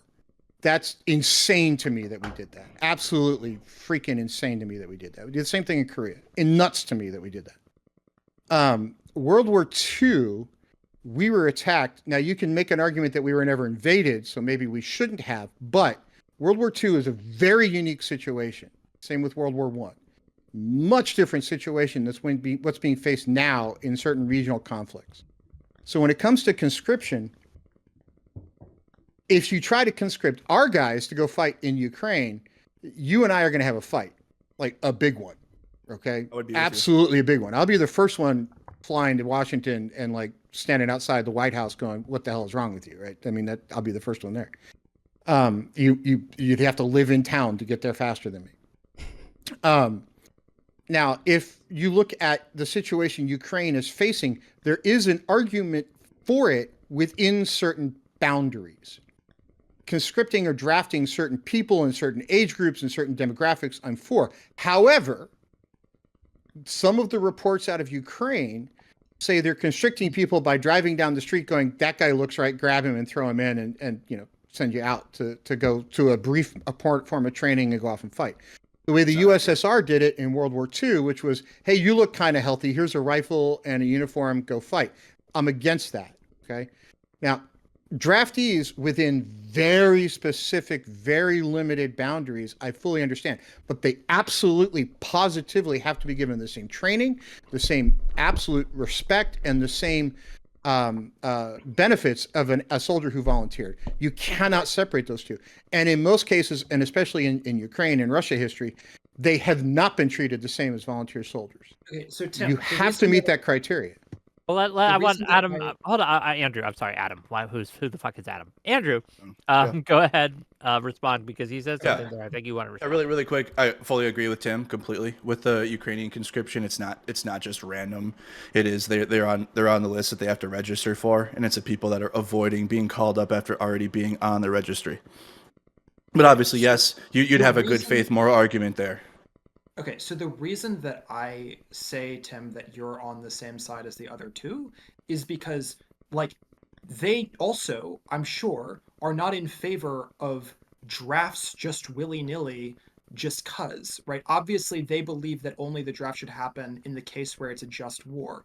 But you're saying that it's defensible in the case of a just war. So you have the same position as the other two people on this panel. Sure. Now, and I reject can I give mine? Yeah, go ahead. I'll give you. Here is the unjustified. Let's let Andrew give his, and then I have. Here is the unjustified conscriptions, and it's going to be damn near almost the same as. I really want to stick on this. What Tim do you think is the difference between your position and the other two people on this panel? Well, let's let them explain it. Did he even say he had one? Also, I'd be curious about that. Yeah. So conscription is wrong. Conscription is wrong when it's used to force people into unnecessary wars of choice, expansion, or geopolitical influence or resource grabbing. I agree with them. Yeah. What? That's so. My question, so like. Is there a difference between Tim's position and your position in any sense? Why are you asking this? Why is this a point? Well, because Tim did join this on the other side, technically. Me and have you not been having this debate this whole time? Have you not been a part of this debate? Tim was saying have that been I'm saying crazy this. for suggesting that somehow, like, I'm the wild one for being actually opposed to the draft. I should agree with Did someone you listen like to him my who opening statement? opposes Like, have the you been draft. listening? But obviously, Tim, No. I'm not.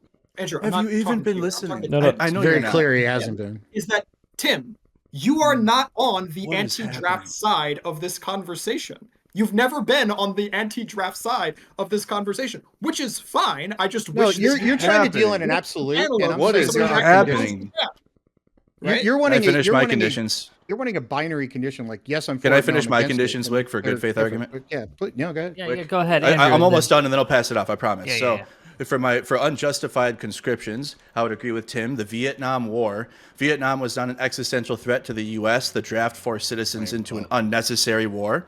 The Soviet-Afghan War. A war of imperialist expansion. Soviet conscripts died in an unwinnable conflict, but also Russia's invasion of Ukraine currently, and Russia's conscripts. We can even look back to the Napoleonic Wars back in the 1790s to 1815 in France, which was initially defensive, and then it became and was used for imperialist conquest. So that is the actual one, if you actually know what you're talking about, you could use as like a actual gotcha. Okay, well then what about France? Because initially it was for defensive reasons, and then they went beyond it. And I would agree with you. And then if there was a hypothetical Iraq war draft, right? Like, I served in the war on terror. None of us were conscripted. We all volunteered.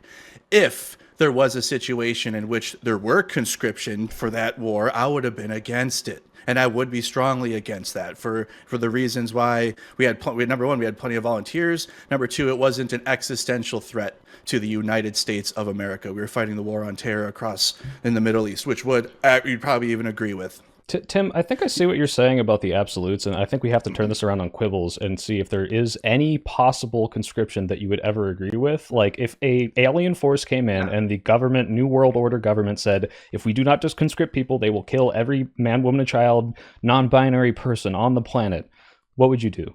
So I think that, yeah, in the same way that, Soy, you have already answered that you would conscript and forcibly, chronically raped hundreds of thousands of innocent women. Like, my answer is that no, I wouldn't forcibly enslave. So you would rather everyone die than violate the bodily autonomy of some? Yeah, in the same way that you're willing to violate the autonomy. That's why I said, Wick, like, we don't really have to go past that. Like, that's a ridiculous position, but it's his position. It's like. But the question is, the baseline question of this conversation is what's more ridiculous and what's more actually built in reality. Hold on. That's not what is reality and what is stop? Everyone hypothetical? needs to stop. Everyone needs to stop. Everyone needs to stop. I'll let you finish after debate. stop. Because the Let me finish baseline my question isn't what's more ridiculous. We're not going on the most ridiculous hypotheticals we could. We're talking about at core. No, it's do Wick's show. I own think he knows what it is. The question at core. Here, let me of just this ask you, just blank, point blank. I'll quibble. Please just let me answer. Is the Ukraine conscription justified? I don't know why you're interrupting when Soy had a good question. At Well, core, you answered his question. No, I didn't in full. At core, this is a question between what do you believe in bodily autonomy or not? And so if that's the conversation, which it seems to boil down to, then I'm curious, what is the thing that you're protecting if it's not bodily autonomy? Everything else. If every single person will die, it doesn't matter if you want to hold one specific moral over the life of every human being. Why is everyone dying bad? Like, are we getting into some like epistemology? Why do I not want everyone to die? My answer of why is everyone dying bad? It reduces down to because it's a violation of bodily autonomy. That's the reason that. I know, we heard your nukes thing earlier again. Bad. So and you say no violation of bodily autonomy is ever justified to protect the entirety of the human population, which is insane. I will write an email to the manager of the United States to make sure you are not conscripted. I promise. Like we will literally we'll do a petition. We got you personally. I got you.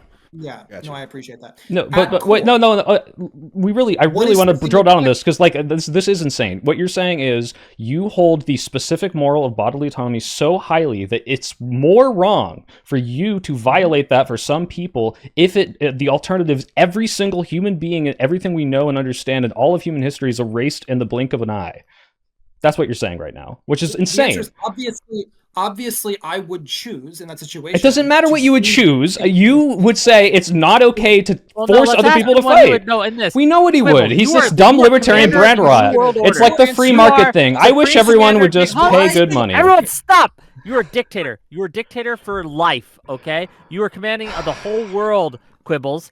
The aliens come. They're gonna wipe us all out. They're gonna genocide us. They're gonna to the last man, woman, and child. The only way to stop them is to institute a conscription. Yeah, I've already answered this question. The answer is no. The answer for soy is the equivalent question for soy and for the rest of the panel. But the rest of the panel, frankly, is not engaging in the question with as much interest. No, because it's such a stupid. Okay, it is stupid, but it's boss about it. At base, soy, how many women are you willing to get raped in order to defend America? Has nothing to do with it. No, he's asking an absurd hypothetical. Well, as many as is required. If it was between these women getting raped or the aliens wipe us out, as many as it took. Exactly what Wick said. I'd give them all. As many as it takes. As many as it takes. What exactly are you protecting those women from by having complete and total annihilation of the entire planet? Can I ask a question? Why are you focused on women and black people? I want to know that. Because it elicits an emotional response. That's why he's doing the black thing. That's why he's doing the woman rape thing. And we don't have to do that, but he really likes to go back to it. I already told you the class argument is better, and you're not even. Did you not get enough hugs as a child? An emotional response. I can do that. Hey, Quibbles, I'll take your side now. How about I take Quibbles' side from now on? All right, Quibbles, I'm on the anti-conscription side now. We need to help you guys. You need help. So I think conscription is inefficient and costly. You need something. Okay, so hey, Tim and Soypill, conscription is inefficient and costly. You know what I mean? Like I feel like that's really what at the core of conscription is. He is right now. What are you talking about? I'm doing it right now. I'm on your side now. And then I'm on your side. Helping the I'm other side. I'm with you now. Wait. No. I get to talk now. I get to talk. I've been quiet and listened for a while.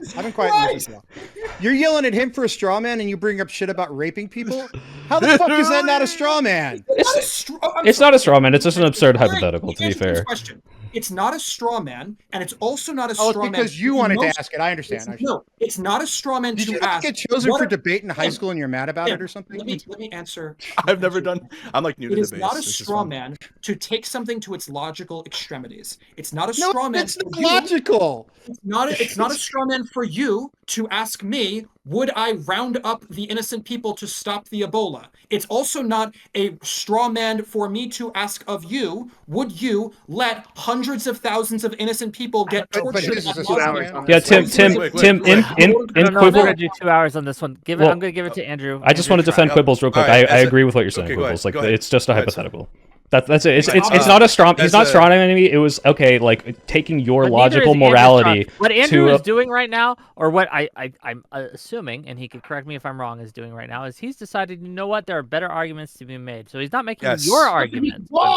He's wrong. Why am I wrong? Why am I wrong? Shut up and let him make his argument. So is now a member of the that are cons. As a proud member of the anti-conscription side in the debate, I ask. Hey, do you think conscription lowers military effectiveness? I think it could. What do you guys think? It does. It absolutely does. Okay. But would you rather have a half efficient military or no military?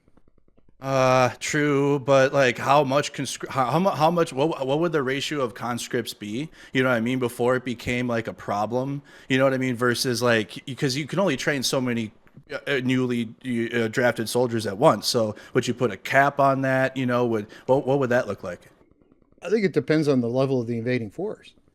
I mean, you really have to look at the situation. I would say 0 is the optimal level, but if you have to do it, start small and work your way up until you solve your problem. But what's the optimal level? I don't know.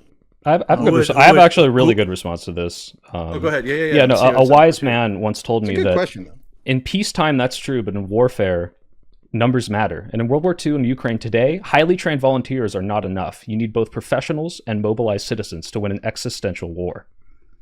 Who would be in charge of dictating like how many conscripts, or like how who would be overseeing that, do you think? Like the Would it be a logistics of conflict of conscription? interest? Would it be a conflict? Would it be a conflict of interest? Like, especially say the structure of the American government right now with Doge. Would you really want Elon Musk that's in a charge of different that? question. I would actually, if it were me, and let's say, you know, Guys, real quick, I was reading off of Andrew's debate notes there because he's reading his opposing arguments out of his notes. the shoulder in charge of that question. That's I a would good point. probably pick taking the Army version of it because, you know, the brass is not the ones that does the fighting unless you're the Air Force, and then their enlisted guys are way smarter than Army because they fix the planes while the officers go fight. I was trying to help you out there, Wick. Yeah. But in the Army sense, and I was Army, so I can only speak to that one, and I would never try to speak for Marines because I don't like to eat crayons. But see, the veterans get that one. But in the Army sense, I would say Sergeant Major of the Army would probably be the right person to at least try to make that decision. And he's probably the only one I would trust to make that decision. Even so okay. Oh, sorry, Wick. Go ahead. No, it's fine. Your show. I understand. I'm trying to make better arguments. I do have than a we've been couple hearing. super chats, but answer the question if you'd like. Yes. Oh, I was just gonna say, would the conscriptions be limited to just like the Army and the Marines, like boots on the ground, or would you also expand it to like the Navy, the Air Force? Would it be like a wide scale, like, you know, full DoD, Space Force? Like, what does that look like there? You know, Space Force. yeah, I know. What does that look like? The hell is that? No, honestly, conscripts really like. The only example I can think of that actually makes any sense is like World War II, right? So if you take England in World War II when they were dealing with bombings and V2 rockets coming in, you tended to have large numbers of volunteers and just people that needed to help. You call them conscripts, call them whatever you want, that were always in support positions. Like the former Queen, even Queen Elizabeth, was an ambulance mechanic for a while. She actually fixed vehicles. Jeez, yeah. Absolutely in support positions only. I would keep them out of combat. You need to keep your volunteers highly trained people in the combat situations. There's a reason our special operations are as good as they are, is because they're so well trained. Conscripts are never going to be able to compete with those guys. So if you have to do conscription, they absolutely, unless it's absolutely unavoidable, should not be combat troops. Okay. And then how? And then one last final one, really quick. One last final. Do you see how this isn't an argument against the draft? No, it actually. What are you talking about? Yeah, like, I'm arguing for the problems that it could arise for a draft. What do you mean? It's an interesting conversation, but it's It is the conversation. No, it it's is the conversation. It's a conversation about how do we handle the draft. But the conversation you just had, though interesting, required at base level that the draft is a permissible structure. Well, right? yeah. We are So the arguing. question- That's already been argued. Like that's. No. The question, I will just read literally from Wick's thing. The conscription, is it ever justified, right? So what you just said is presupposing that there are situations where it's justified. What are the situations where it's justified, right? But you're not actually addressing the question originally asked of you, right? Yes, we I are. addressed it at length. His answers right now to what I just asked him is helping him reinforce his argument that conscription is sometimes good and how it's sometimes bad. So then that is what we're talking about. it's not that is the binary. topic of this debate. Okay, Andrew, sometimes good and sometimes not good means yes, it is ever justified. Both of you agreed in that conversation. Yes, there are situations where it's justified. So you're not actually entertaining the base. Let me read question these of, super is chats it at this ever point. You're taking that axiomatically. Let's and you're read building this. off I the should have just assumption. read the super Guys, I hate chats. to say it, but Quibbles is right. Right there. 10 pounds. 10 pounds. So you don't okay, have to from hate. Jacob. You can love. You can be a lover, not a hater. Jacob Buckingham. Okay. Are you going to conscript him to love? We love you, that's Jacob. not We the super chat. promise. Okay. Does the level of support in the population for So much conscription pain. affect whether or not it is moral or immoral? So say the people of Ukraine were entirely against, like 90% against conscription. However, without conscription, they're going to die, right? They're going to be wiped out. Does that affect the morality of the government of the Ukraine deciding to implement conscription? Interesting question. I think that's a really interesting question, honestly, because if you could show that like some vast majority of the population was like, I want Russia to take over, obviously you can look at the fake. No. Wanting, but they just don't want to will fight. of the people argument. Yeah, Like it's a will of the people argument. Sure. Like, okay, maybe it's not the Russia just. First of all, if it was I actually prefer to have Russia take over, like as some of the fake, polls in certain regions suggest. Like, yeah, okay, maybe then the conscription is immoral because these people want that to happen, and the only thing standing in between them is a government that won't allow them to vote on a change to that. But what you have to understand is, yeah, if it gets to the point, and this is kind of, you could look at like World War II Germany, where they're like, I really do not want to fight this anymore. I want to surrender, and they're not letting us. That is when it becomes, yeah, it's existential, but at that point, it's like, hey, look, we've lost. There's no point in this anymore, and I want this to end. Yeah, maybe there is a justification for saying this. There's no reason to conscript anymore. Obviously, it's not there yet, but if you could show that like some vast majority of the population doesn't even want to do it, I think there would also be revolutions. There would be like massive protests, like, hey, we're stopping this, make this not happen, and that's not what's happening right now. So it's not super relevant. Do you think that my refusing to be drafted is an example of an individual protest? Yes. Yes. Okay, so By if default. I individually protest to this thing that we've all agreed is a violation of my bodily autonomy, why are you saying that society gets to make this demand of me directly Because against my interest? we live in a society. Okay, so in a it's society. So your view is that democracy can make any demand of me so long as it has a majority? I don't think any demand, but many demands can be made, and I think we accept a certain level what of are violations your- of and our because- personal and rights because- when we accept yes. a role in society. Taxation is because- theft, we accept that. cool, Jail and cool. that sort of thing, we accept that. And the draft, if you don't accept, you can leave and go to a country where they don't draft people.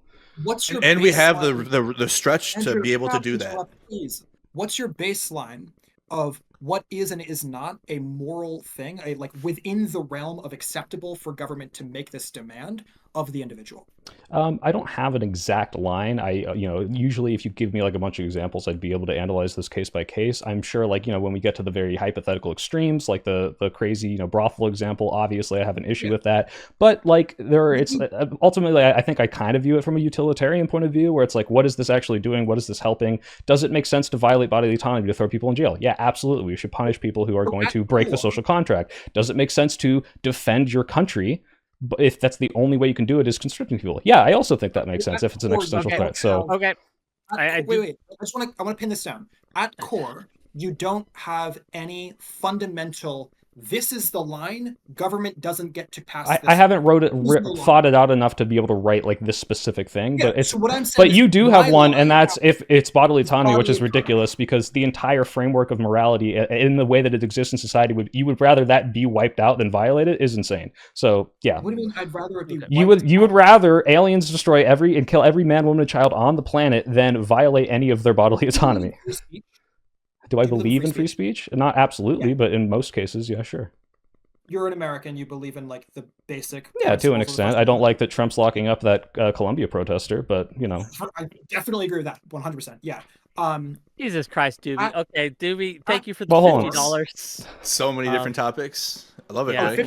$50. No, we make everything set aside. $50, Doobie. Okay, well, Let's ask you this question. let me get through these. $50 is $50. Silence is I golden. did ask him for more money for these, but I don't know about this one, gang.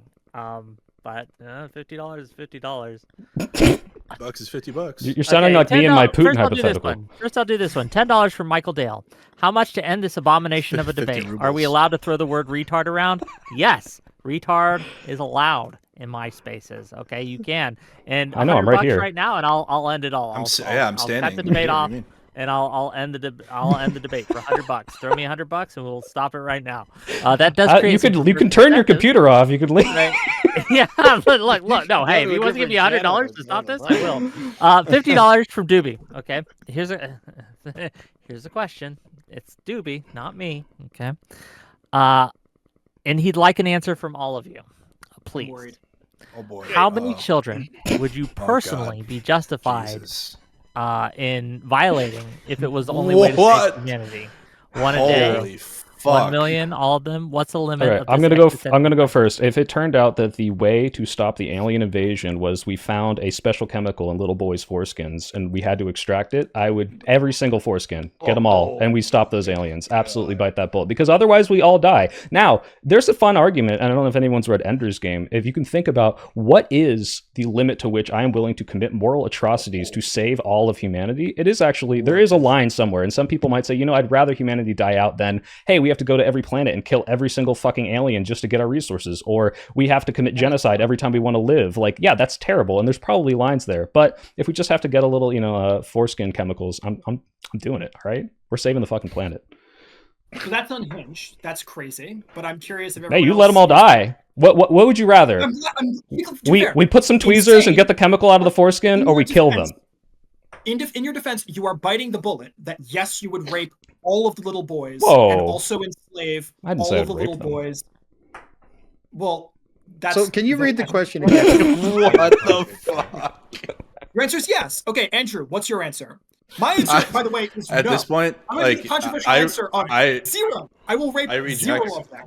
I, That's I my brave, reject. very brave. I feel like we have enough real world examples to stay within the framework of why yeah, conscription is good or bad.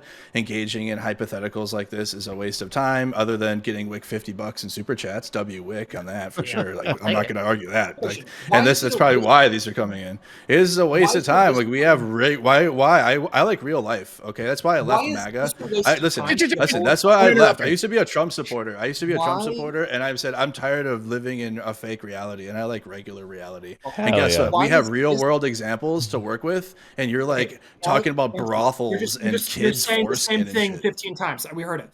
Why is this example outside of the realm of reasonable to ask, but the Ebola question is not outside of the realm of the reasonable thing to ask? I don't even agree that that's irrelevant either. I'm talking about conscription here. I don't know what you're talking about. Andrew, you can So simply. Wick, can if you say- read that if you question think again? something- Just so Wick, yeah, read it again, Wick. Okay, My let bad, me my read bad, the Wick. question one more time for Just Tim. answer it and move forward. Okay, well, he needs He the did. question In his again so defense, he he can did. answer it. Let me read Be it. quiet. Let him Let me read. read it, okay? I'd like an answer from everyone, please. This is from Doobie, okay? How many children would you personally be justified in violating if it was the only way to save humanity? 1 a day? 1 million? All of them? What's the limit of this Wick, I existential don't think that's what the crisis? question said. I think you changed a word No, there. no, that's exactly the same. No, question. I think he changed one word. I think he has to ask it the right I was way. asking it exactly how I want to ask it, and 99% how it was written. Doobie gave you $50. $50. And you're gonna not I feel like verbatim Doobie read is it? entitled to Not a gonna verbatim read it. Wait, can I? I'm not going to say it again, so but first of all, and- my and- response, just to get it over with really quick, sorry, and then you can go ahead. I reject the question, like I told you. Fair, that's a and fair and if fair enough. like we're living It's in this cowardly to say. hypothetical, like we deserve to be Wait, annihilated. Andrew, If, I wanna if push that's, back on like, that. If it's I- coming down, Wait, Andrew, it's coming down to just. Andrew, I need to push back because, like, look, the reason this is asking, yes, it's an absurd hypothetical, but the reason it's being asked is because, yes, it's not the same to rape someone as it is to conscript them to war. These are nowhere near the same. Slavery is not the same as conscription. However, the point of asking this hypothetical is to test the boundary of what amount of autonomy you're willing to strip away from a person to uphold keeping your sovereignty as a country, to defend the entire human race. Yes, it's absurd, but the point is asking is you clearly have a limit, and your limit is not drawn at conscripting people to go to war. Mine is neither. And so they're asking, okay, then like obvious. Look right now. This is like it's just a dumb trolley problem. If you could shoot a child in the head and it would stop the entire Ukraine war, would you do it? It's a silly hypothetical, but the reason they're asking is that one child's life worth ending all of the suffering that is currently going on? It's trying to test the limits of your morality, the limits of your of your what you're willing to do to stop something. Quibbles thinks that conscripting people is always wrong. So yeah. I got you. Yeah, so if it gets to that point, or if those are the requirements in order to end the war, I feel it's already lost. Like it's already an L. If that's what you're doing to require a win, it's already past an L. Like, I guess I'm so conservative on this matter to where like there's levels of echelons ahead of that before it get down to that. But if like you get down to that point to where you have to do this extreme to survive, then no, I would think it's already lost. There is a book by Ursula Kayla. Also not. I would admit that I'm not a fucking I am not smart enough to be actually answering questions like this. So please, Certainly. I can answer questions about the military because I served, but I am not a goddamn I'm not a scholar. Gotcha. Yeah. Gotcha. There's a shit. great book written in the 70s by Ursula He just Le didn't answer the question. Oh my His God! answer- Let me make my statement. My did. God. What do you Okay, mean? we understand. He answered it how he wanted to answer it. Well, Wick, actually, can I try one last time, Wick? Can I try one last time? I think I can try this because this is a real example. Andrew, if you knew, wait, Quibbles, let me try this. Quibbles, let me try this one thing. All right, look, last thing. Andrew, would you be okay if the American, and this is a very realistic situation, okay? This didn't happen, but say you are President Nixon and you get a call in the White House and they say Russia is 10 minutes away from firing all of their nuclear missiles and destroying the country. Is it then okay to fire preemptive nuclear bombs and destroy all of Russia, killing civilians, just wiping it off the map if this is the only way for you to survive? Yeah, if that's what's going to have to happen at that moment. Yep. Okay. Send it. Cool. So that's kind of like the heart of the hypothetical there is what are you willing to put up with in that case? So yeah, you can take it to absurd examples. That's a really questionable one that you could push back and forth on. Obviously, Quibbles, I think you would. I mean, nukes are a violation of bodily autonomy, so of course you would disagree with that. But there are people that would push back or forth on that, and that's kind of the core of the argument. There's a book that explores this topic that I really want to fucking talk about, and you won't stop me talking about because it's a great book, and you all should read it. It's a great book. I'll read it, Wick. I'll read it, Wick. All three of their walk answers. away. Like, I just want to get all three. Doobie gave you $50 to get the answers to this. I will get the answer as soon as I'm done. We're not ending the show. No, I'm just I know. saying my piece. I agree. I'm not the one who's holding us hostage here. Okay. Yes, you are. Yes, you are. You're violating his bodily autonomy. You're violating or we could do this the hard way. My answer is no. Okay, we're gonna do this the hard way. Boom. Beautiful. Oh, I love it. You're going to let me. You're going to let me. I could read the lips. I knew what he said. I'm a free speech guy, but let me finish my fucking statement. It's a very short statement, I promise. But we turn a 30-second clip to a 20-minute clip if you keep interrupting. Okay, so The Ones Who Walk Away from Amelis by Ursula K. Le Guin explores this concept. There's a city. It's a fantastical city. Everyone's needs are met. Everyone's healthy. Everyone's wealthy. Everyone's wise. But in order to stay in this city, you have to accept how they get this done. And how they get this done is by putting a small child to be tortured, right, in a machine that powers all their stuff, right? And so the book explores the concept of what are we willing to accept, right, to have wealth, safety, power, etc., right? And I think that is an interesting question, and I think it's worth of a discussion. We're going to go to Tim. After Tim answers the question, which I've read, we can move on. Like you should do a trolley problem debate at some point with all this hypothetical. Oh my God, I wanted a conscription debate, but here we are. Okay. No. Tim, go ahead. I just want a yes or no from two people, and then we can move on. Please, I beg you. Haven't answered a yes or no all afternoon. My answer to this question is no. Soy's answer to this question is yes. I want a yes or no from the other two people. It's not that hard. I wanted a yes or no from you earlier. Didn't get it. Okay. Anyway, now I'll answer your question. If you yes or no to whatever question you want me to answer, yes or no to. Literally any question. It could be any question in the world, right? Give me a yes or no question, and I will answer it yes or no. And then answer this question. You promise to then answer this question. If you'll shut up, I'll be happy to answer it. Have you ever felt the love of a woman? Oh, yes or no? That's a good one. No, it's a question. Okay. This particular one. It's not a no. He's answering the super chat. Let him answer the goddamn super chat. Go ahead. This is not. It's not a democracy. This is a WhickTatorship. All right. True. Exactly. Tim, I was trying to answer the question, but he likes to interrupt other people and gets upset when they interrupt him. But yes or no? Now, shut the fuck up for a second. Answer the question. Why are we trying to hide from the question? I answered your. He's trying to answer the question, but you keep going yes or no, yes or no, yes or no at him. It's pathetic. This is pathetic. Truly, Wick, I am embarrassed for Tim. I am embarrassed. Let him answer. They must answer the yes. There's no embarrassment here, but still. Answer your anyway. I'm not. It's there's of course a limit to the number of people that you would kill. Now, if there is a chance where, hey, you go, let's, since it's a hypothetical question, I'm going to answer it in a hypothetical way. You know, if somebody says, hey, can you go back in time and cap baby Hitler, you know, and it'll solve all these problems, absolutely, I'll go back and cap baby Hitler. Not a big issue. If somebody says, hey, we just picked a random child off the street, no, I'm not going to do that. Well, baby Hitler was a random child off the street. He hadn't done it. That's like pre-crime, right? Like, if he's an innocent baby at the time of killing him. I caveat it with back in time. You know, you get the back in time part. But it's a hypothetical so you question. Have entertained it, Tim. So you shouldn't even entertain it. No, my short answer is no. I don't think anybody would ever. There's some number of babies that you would rape to defend America. The answer is no. I just unmute you for 1 second. You already make me regret it. What's your answer? I just fucking answered it. If you'd shut up, you would have heard it. He said no. No, he said no. He said not a single stranger random baby. No. Yeah, he said no. Not a single one. Not a single. Your answer is no. Yeah, he said no, not a single one.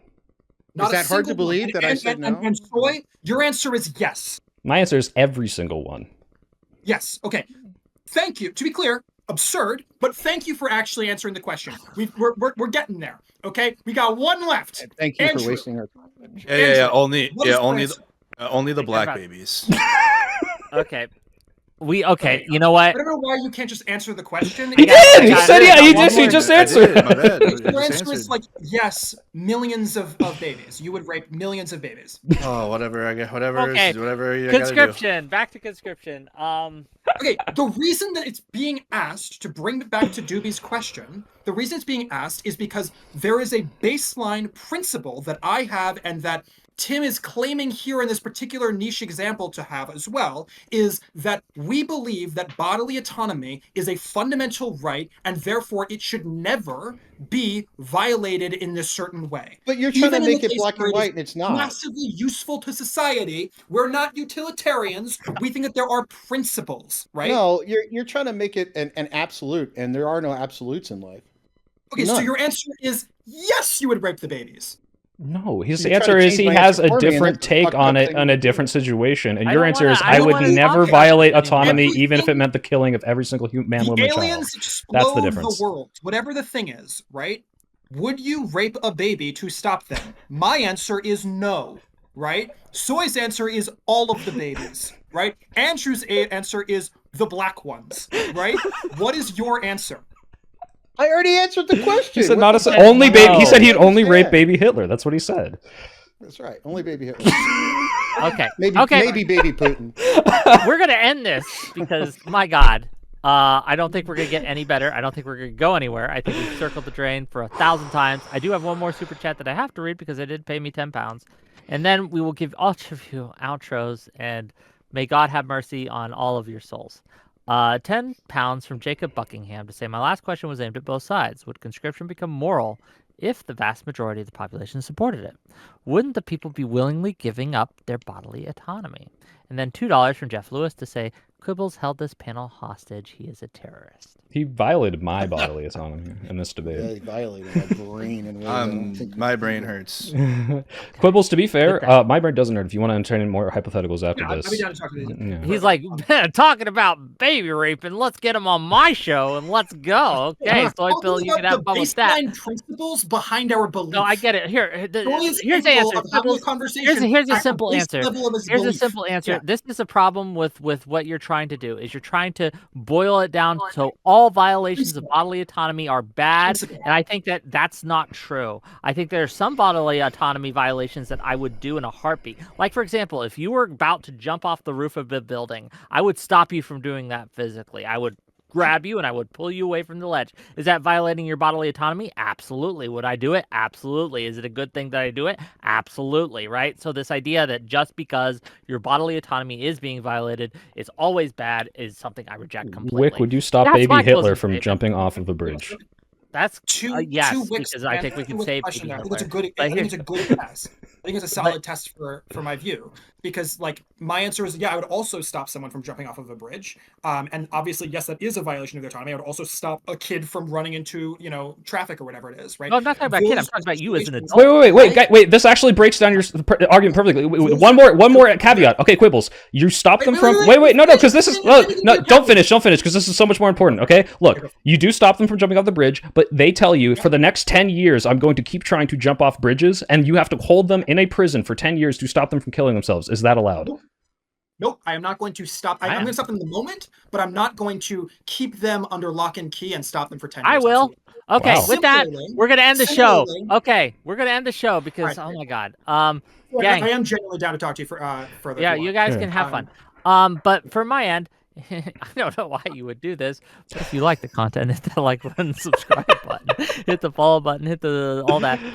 Maybe one day we'll have a discussion on conscription, but apparently that wasn't today.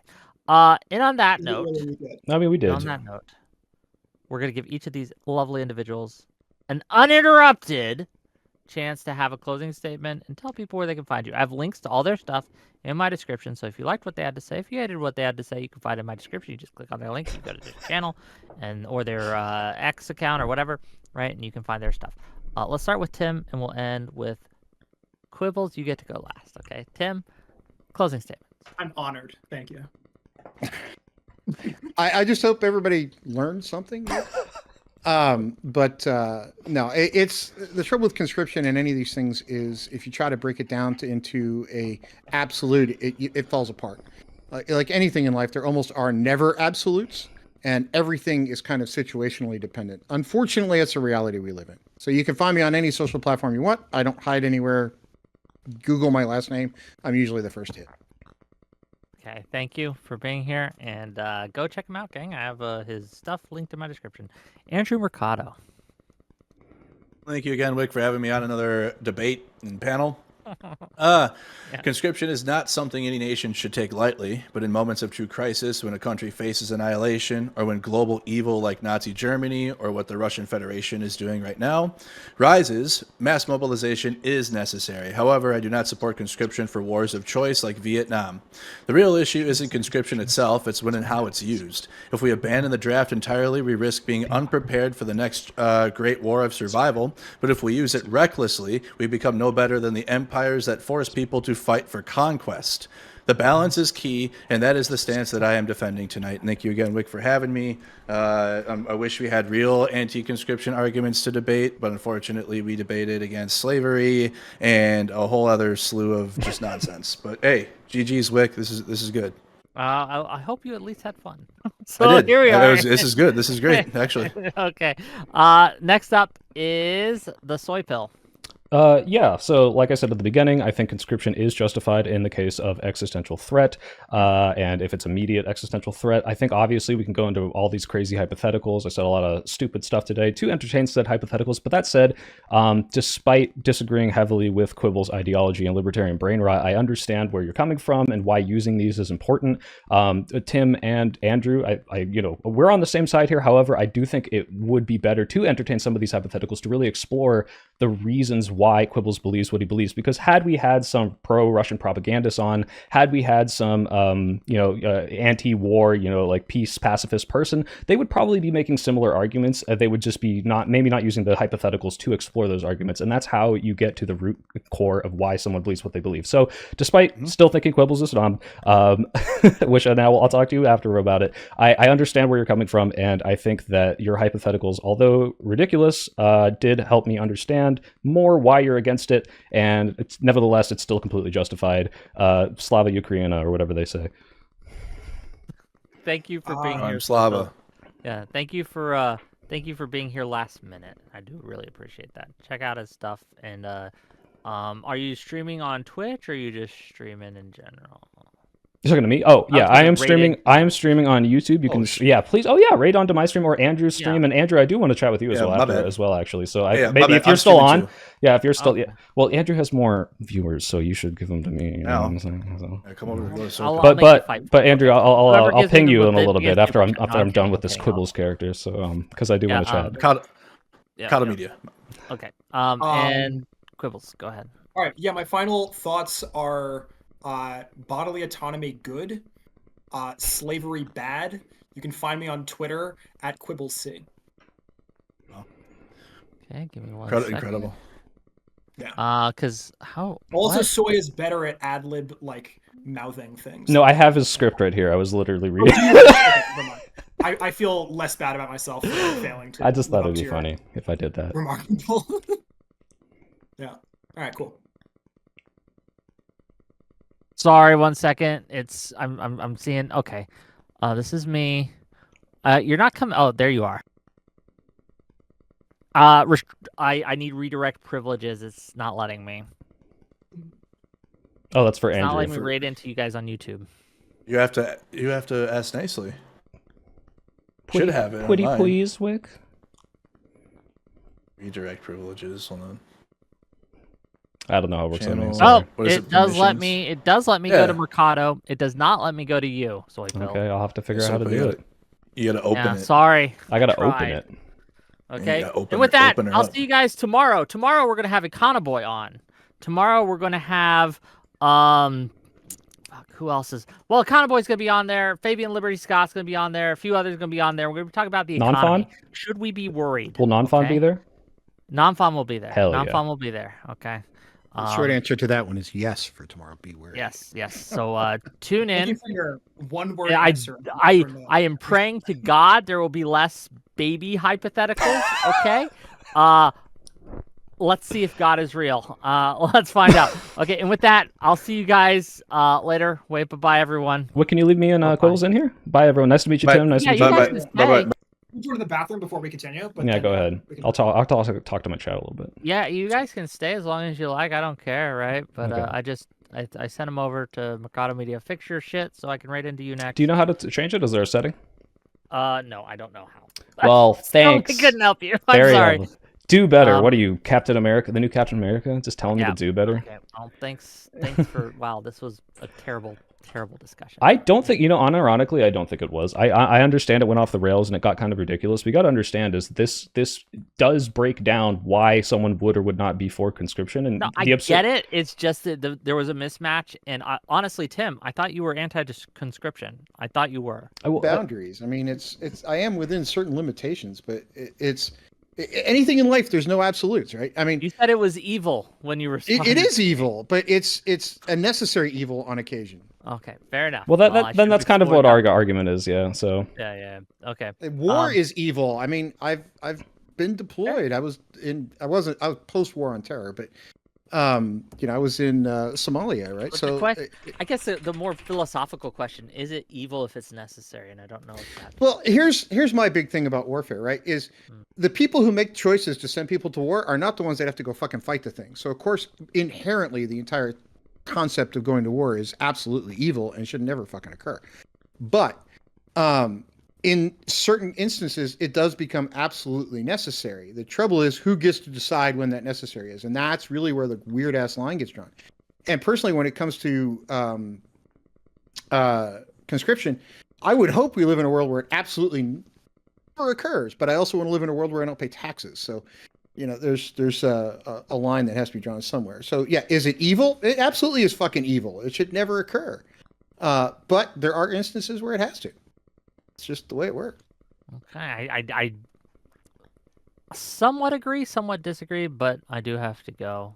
I will see you guys later. Quibbles. Oh, I found the Thanks for enable. coming. Now Thanks for you trying. can raid me. Quibbles, Wick. one day Quibbles, the first time me and you talked Quibbles, you admitted that all your arguments that you had been making with me were generated by AI, and it made me angry. That is true. That did happen once. Yeah, it was crazy. I went on like an artificial intelligence like weird thingy-maboober, and I made like 50 fake articles all using AI. Just like technically they didn't legally count as being stolen, because what I did is I just like reworded enough to be legally distinguished, but essentially just stole a bunch of people as like a way of trying to understand like what it looks like to steal people's articles and what it means to have IP rights post artificial intelligence. Yeah, that is true. Yeah. I did do that. It was a weird discussion because It was a weird conversation. Yeah. That's true. Yeah.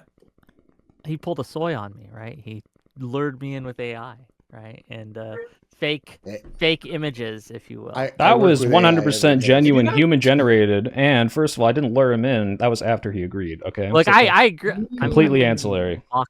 Pulled a soy on me. How I gotta dare go. you? I gotta go. I'll see you later. Bye.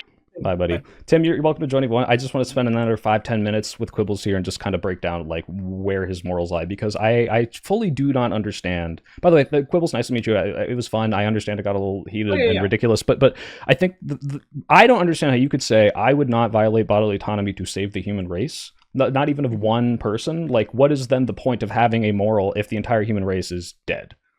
Yeah, so we didn't really have time to get into this. The real the baseline of like, okay, so do you think that there are situations where law should be violated? Yeah, of course.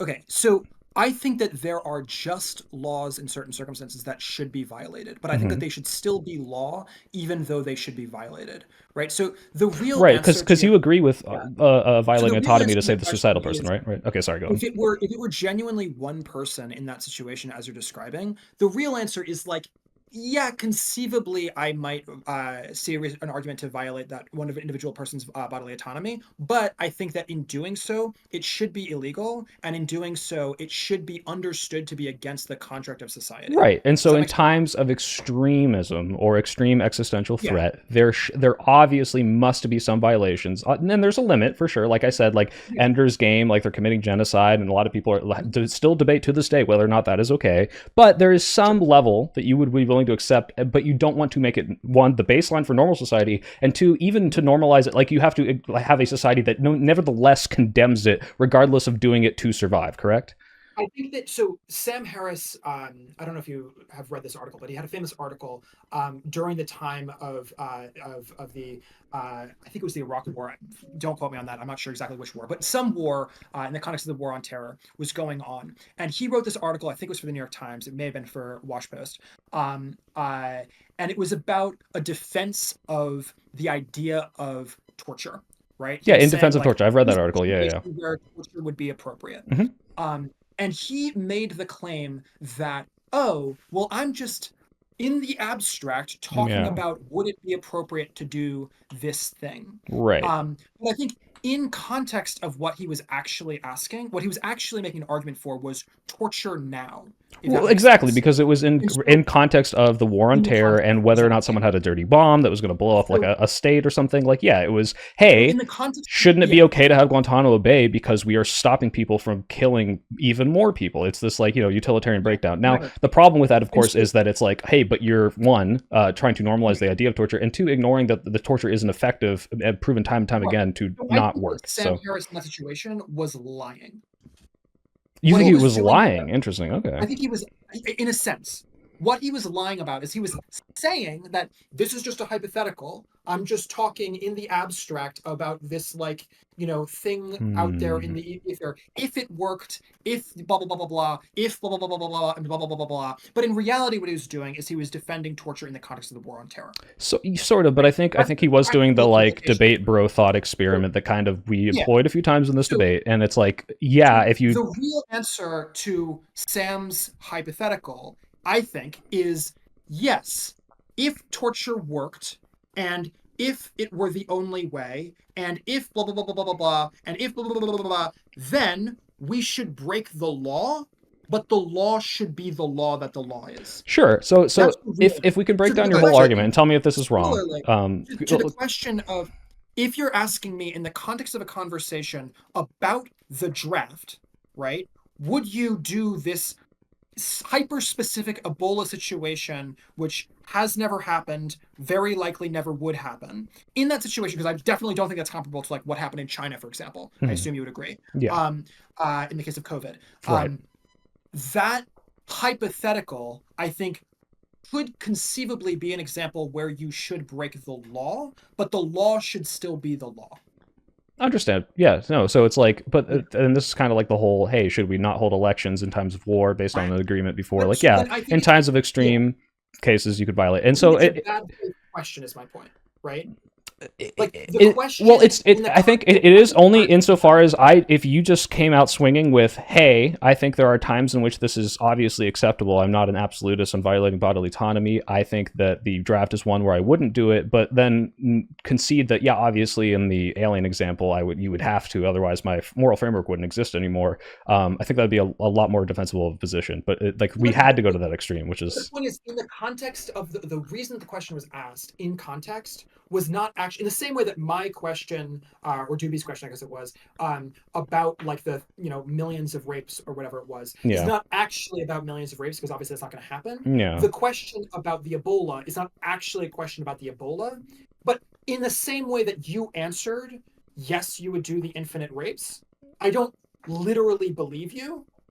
Yeah, right? because that's also, I mean, like, if we're being serious, I don't actually think I necessarily would, because it's like, if you had to destroy the mental, give PTSD and destroy the mental fortitude of every single man, woman, and child, like, what kind of life are they living in the future if that entire generation is screwed, right?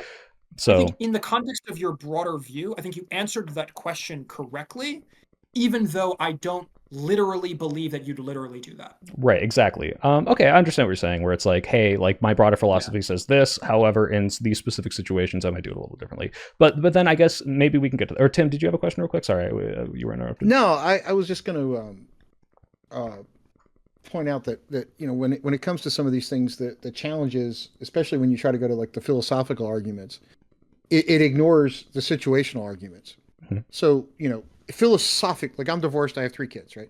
Philosophically, is it better to stay married? Absolutely. Was it better in my case? Fuck no, because I was married to a woman who was very physically abusive to me and the kids. So is it a good reason for me to leave? Yeah. Absolutely. Philosophically, is that the right thing to do? No, because kids should have a mom and a dad until you get to a point where it's just untenable for that to occur.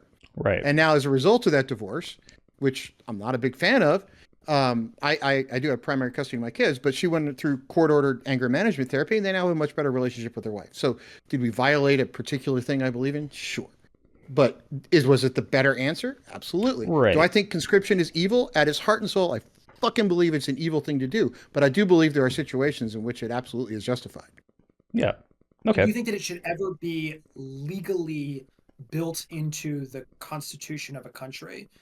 I don't think it's ever built into the constitution of a country. We do have certain laws that are wrapped around it, and maybe you could argue the constitutionality of it, but that's a whole different argument. I'm not a legal scholar. So. Constitution. Like the way Ukraine is doing it, like you could like. Essentially, what you're saying there is like there are situations where rounding up all of the men and able-bodied people, whatever it is, and forcing them to do X, Y, Z might be defensible.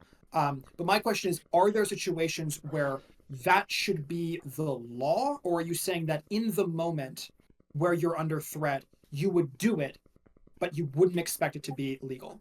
So no, that goes back to the whole, I'm a physicist, not a lawyer question. So whether or not you make something legal is sort of beyond me, because laws of physics are one thing and laws of man are another.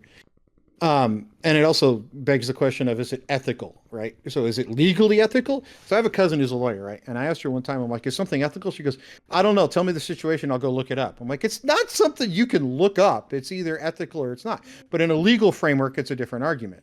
Mm-hmm. So should it be legal to go off and conscript people into time of war? Well, okay, you can make the second argument. Should Lincoln have done away with habeas corpus? Well, no, he shouldn't have, but he did, and he solved the problem. And sometimes you just have to look at it like, hey, we have this problem in front of us. I've got 3 really shitty solutions to it. I don't have a really good one. I got to pick one of the shitty ones. Well, yeah, Tim, so my point is, like, what Lincoln did should be illegal. It later was proven to be, but he had been shot in the head at that point in time. So that there are situations where the president breaks the law, and perhaps even is justified in breaking the law, doesn't change the fact that it is a just law, right? Yeah, like the And so president, like not conversation- declaring war because Congress has that power, but maybe doing like some sort of military action to stop a strike from happening.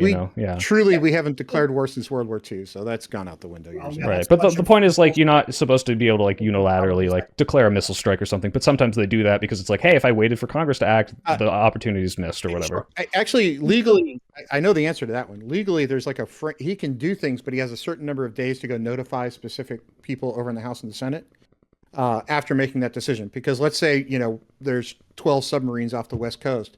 He's got to handle it now. He doesn't have time to go make 15 phone calls and say, hey guys, I'm about to do this, right? There is a certain thing in law that says, hey, he's got a window where he has a responsibility to go inform them. Mm-hmm. But he also has the responsibility to protect the country. So, it's. Yeah, I'm curious for both of you. How would you respond to Sam Harris saying, in the context of the Iraq War, like, oh, with that as the backdrop of the conversation, oh, there are situations where torture is defensible. Let me give it to you this way. So were you, and I'm not trying to do a personal dig here at all. I'm just curious. Are you a military veteran of any kind? I'm not, no. I did work for AmeriCorps for a period of time, but that's obviously all military. So I got out. I was in from 89 to 96. So I got out long before the Gulf War on Terror. Okay. However, my MOS was 18 Bravo, which translates in English to be Special Forces Weapons Specialist. So I was in the Green Berets, highly trained individuals. Okay. You study a lot of things when you're in those units. And the reason I don't bring it up often, especially on my YouTube channels or my Twitter channels, because if you add everything together, I've got across all my channels, I don't know, 150,000 subscribers or followers, depending on how you count it. But I don't bring up that particular part of my life because now that I'm PhD in physics, I have a whole bunch of other stuff to talk about. But and I want to give the guys in the War on Terror the props because they fought a war I didn't want any part of. But you study that kind of stuff in those units very carefully, and what you find is that people that are tortured will tell you what you want to hear. They're not going to tell you anything real. Mm-hmm. Mm-hmm. They're going to like, oh, you want that answer? Great, that's the one that makes this stop, and that's the one they give you. So torture is fucking useless. In Vietnam, the Russians just about had it right, where they would go into the prison camps and play good cop, bad cop with the prisoners. They would be the good cop, and the Vietnamese would be the bad cop. And the Russians were extracting information from prisoners in ways the Vietnamese would have never been able to do it, because they were actually, oh, here, let me give you good food, let me give you water, let me give you bourbon, and they would actually get information out of it. So there's ways to get information that don't involve torture, and usually that's by befriending people and showing them there's a better way. And when I was in Gulf War I, which was a completely different war than the War on Terror, okay, so let me get that part out of it. I was in the 82nd Airborne. Our job was not to really go fight anybody. We were ready to, and we were equipped to, but that war moved so quickly that the Air Force went through, and then the tanks went through, and we were basically there collecting prisoners. Okay, because we didn't shoot at, we showed up and like people would surrender immediately. But what we found was that people were so hungry and so scared that if you handed them an MRE, they would tell you a lot of real information, like instantaneously, because they were fucking hungry. And what they saw was, hey, look, we're going to give you a shower. We're going to give you a place to sleep. You're going to have a nice little spot to sleep. You're going to have water. You're going to have food. By the second or third day, man, they were spilling information left and right. That's the way you get information from people, not by torturing. Torturing is a fucking waste of time. Everybody knows it. So first, I agree with you.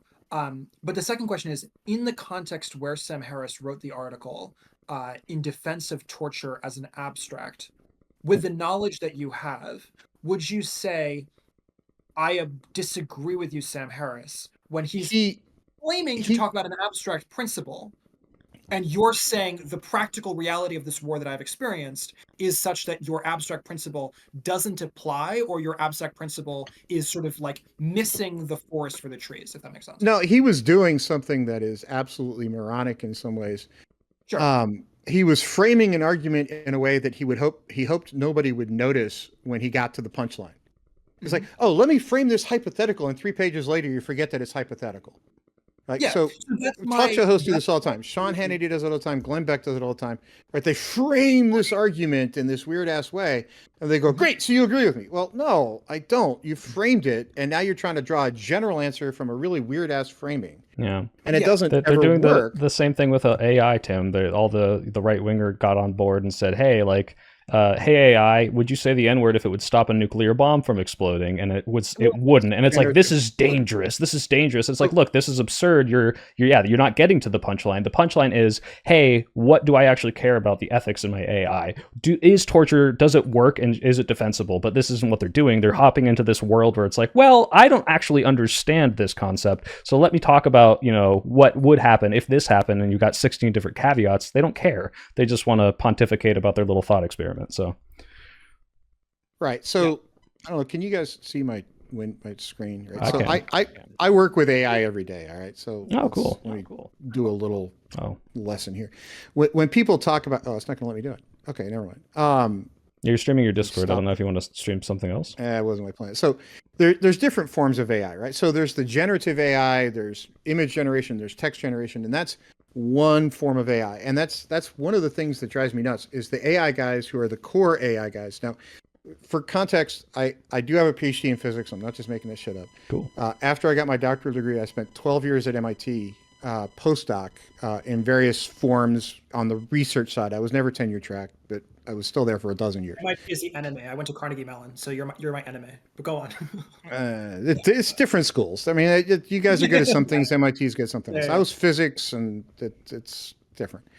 I worked at a place called the Institute for Soldering Nanotechnologies, between there, the Department of Physics, and Lincoln Labs. So I did all kinds of stuff. When I left there, I was the upgrade lead on the Patriot missile program. And now I own a couple of companies here in Dallas, one of which is an AI company associated with social media.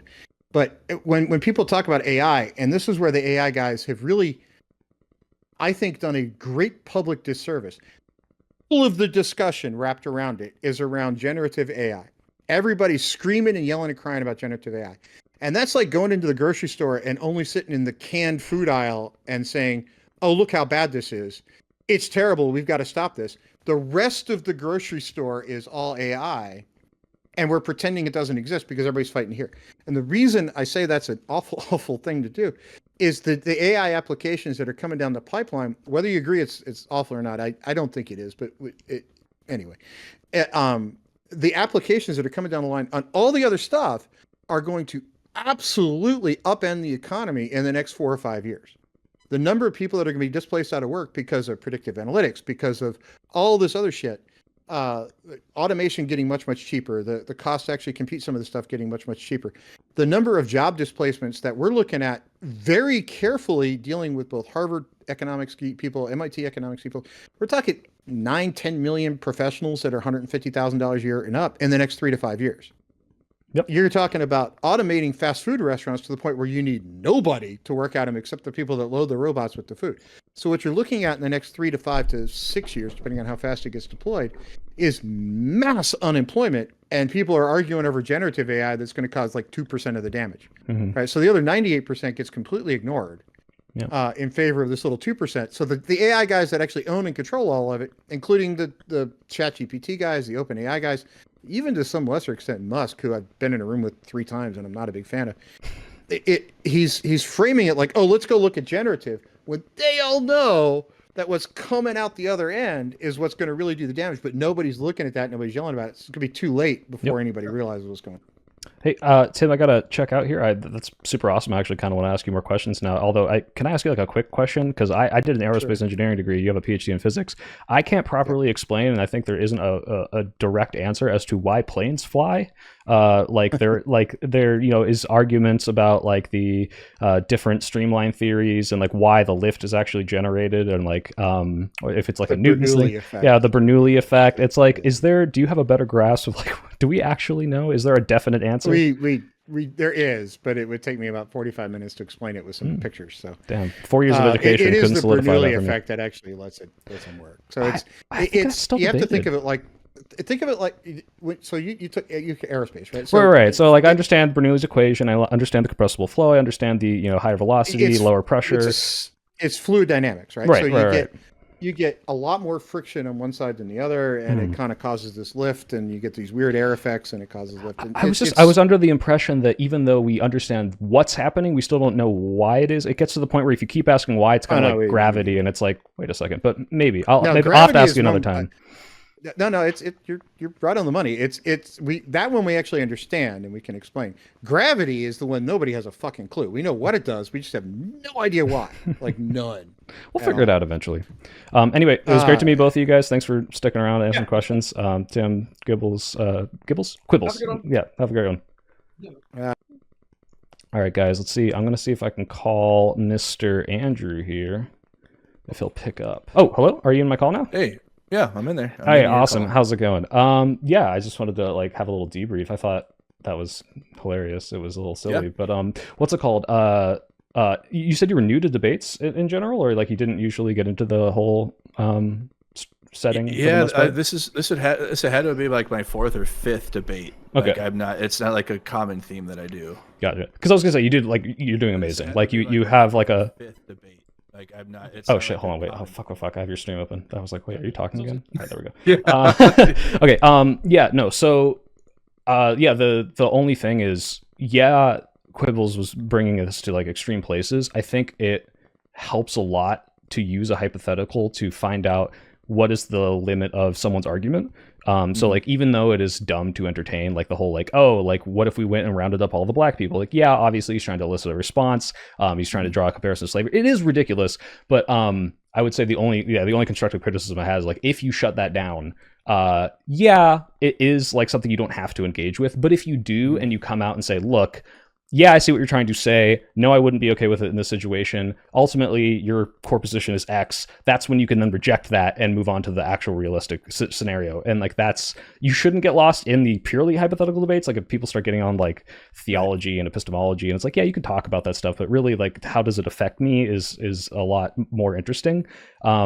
But yeah, that's the only thing. Because otherwise, like you are destroying an argument. Like you have like this just totally solid like A to B to Z, and like the demeanor is perfect. And I don't know if I'm even allowed to give you like criticism because I'm still new to this too. Oh, I think you're fucking killing it. Welcome, I want to see more of it. I think your audience probably eats the shit up because like I'm eating it up and I'm in your audience, so I hope they do. But hell yeah, I hope so. I mean, yeah, it's just it can be effective. I'm more so my passion is more with like journalism and going places IRL. Right, like, and I can tell you're so thorough. Yeah. Oh, I want to be real, or like I guess have it framed in reality. And I guess yes, hypotheticals are very good. I guess I just personally suck at them. Like I told you in the debate, like that's why I eventually left MAGA, because a lot of that is hypotheticals and not living in reality and like what could be, and it really pushed me away a lot, even when he was president the first time. So me personally, on like a personal intellectual level, like yes, hypotheticals are awesome for just good conversation, I guess, but what actually, do you mind me asking? I don't know if you have like an agenda, but like what actually drove you away specifically? Was there a specific event that made you go, wait, what the fuck? This doesn't make any sense. When Trump was, when he was president the first time, it was the Unite the Right rally. I was like, what, they're carrying tiki torches. I'm like, what is that about? Yeah. And it was the school shootings. And then I would be like, guys, can we do gun reform a little bit? Like, something. And then I'd be like, yeah, I have TDS or something. I'm like, what do you mean, dude? I voted for him. Like, and then obviously the final straw for me was January 6th. Like that was that was actually to where then now Trump is, like the antithesis of America. Like, yeah, like I mean, literally tried to subvert the democracy, and yes. Yeah, so for me, like I came from that, and then my own experiences covering journalism myself, and getting called a George Soros actor, and every right-wing conspiracy that I used to believe in under the sun has extra pushed me away. And then what's finished me off now is the Russian invasion of Ukraine, and the misinformation nightmare that has came from it. Yeah, well, I mean, hell, I commend you. That's awesome. Like, I don't have the privilege of saying like, hey, this thing really changed my mind, and I think being able to do that is huge. Even like regardless of what direction, like being able to acknowledge that is insane. So like, yeah, awesome, super props to you for having principles. That's really cool. You don't meet a lot of people like that, which is wild, because I learned them from my conservative parents, right? It's a conservative upbringing, so like it's like, I mean, we went to I was a Catholic school, Sunday school, and I was like, all that really, but I've kind of like rejected religion a little bit now at this point in my life. Not like that I don't appreciate that it exists, and it does help people, live a life and have like a foundation. But me, I'm just a little less religious, more spiritual, maybe, I guess.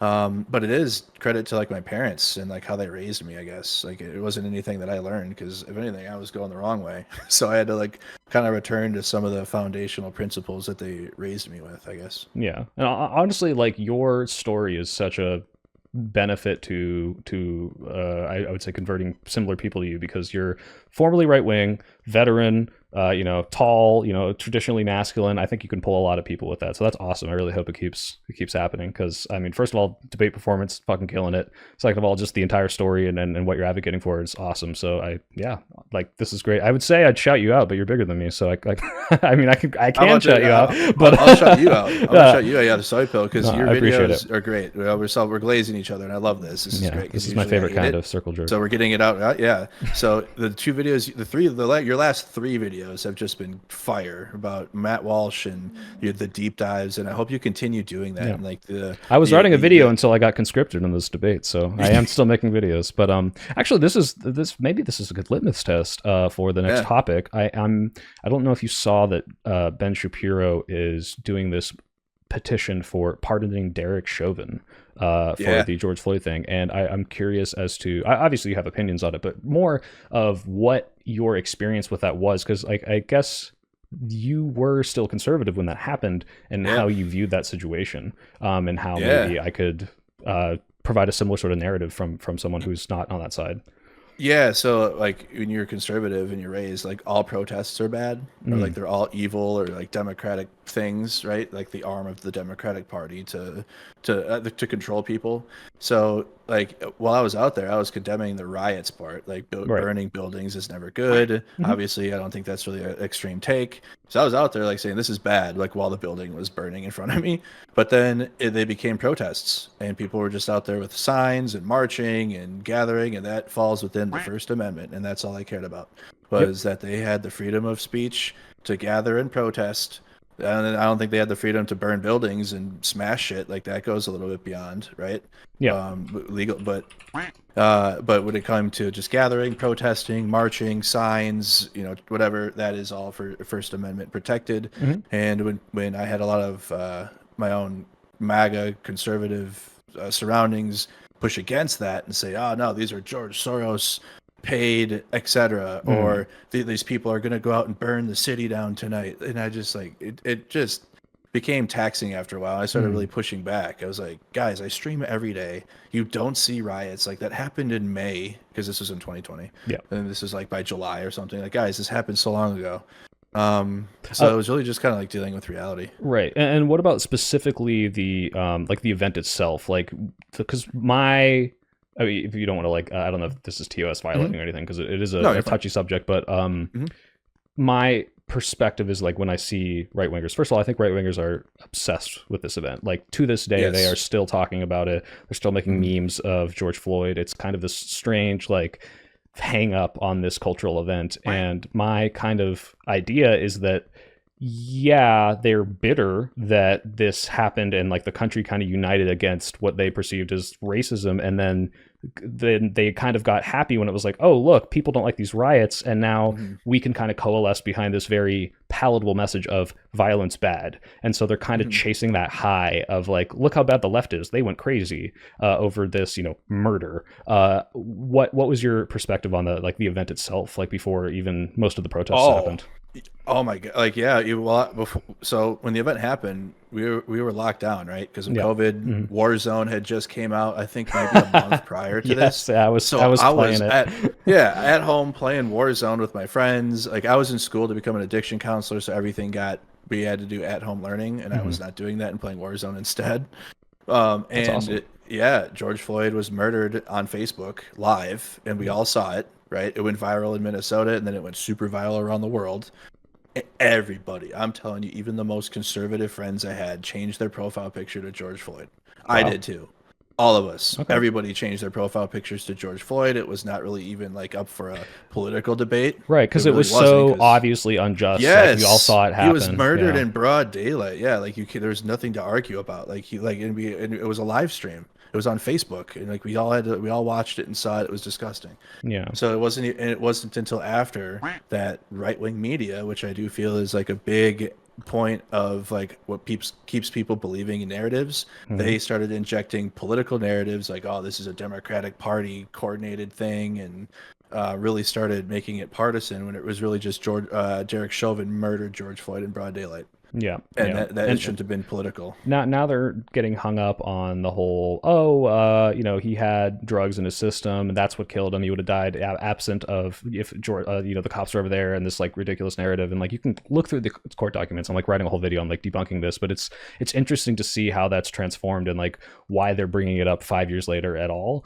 But yeah, I didn't know it was that. I mean, I kind of understood this, but I was in Germany at the time, so hearing that is very interesting. That even the conservatives were like, yeah, this is fucked up. Because that's kind of the core of my argument is when you see something so unjust, it doesn't matter what side of the politics you are. Like people really hate when people are getting fucked over, regardless of their political leaning. And I saw a parallel with it when Russia first invaded Ukraine. Yep. It was not a political debate. It was Russia's invading. They're killing Ukrainians and taking their land. And then over time, I feel at this point, because Russia paying tenant media and injecting propaganda into the right wing, right wing media pushed their own people away from supporting Ukraine. It was nothing else. Yeah, it was this crazy shift watching the formerly, people that grew up hating the Soviet Union, being super, anti-communist, like within 20-30 years are now just completely flipped on that. Like, oh, Russia's our ally, Russia is cool.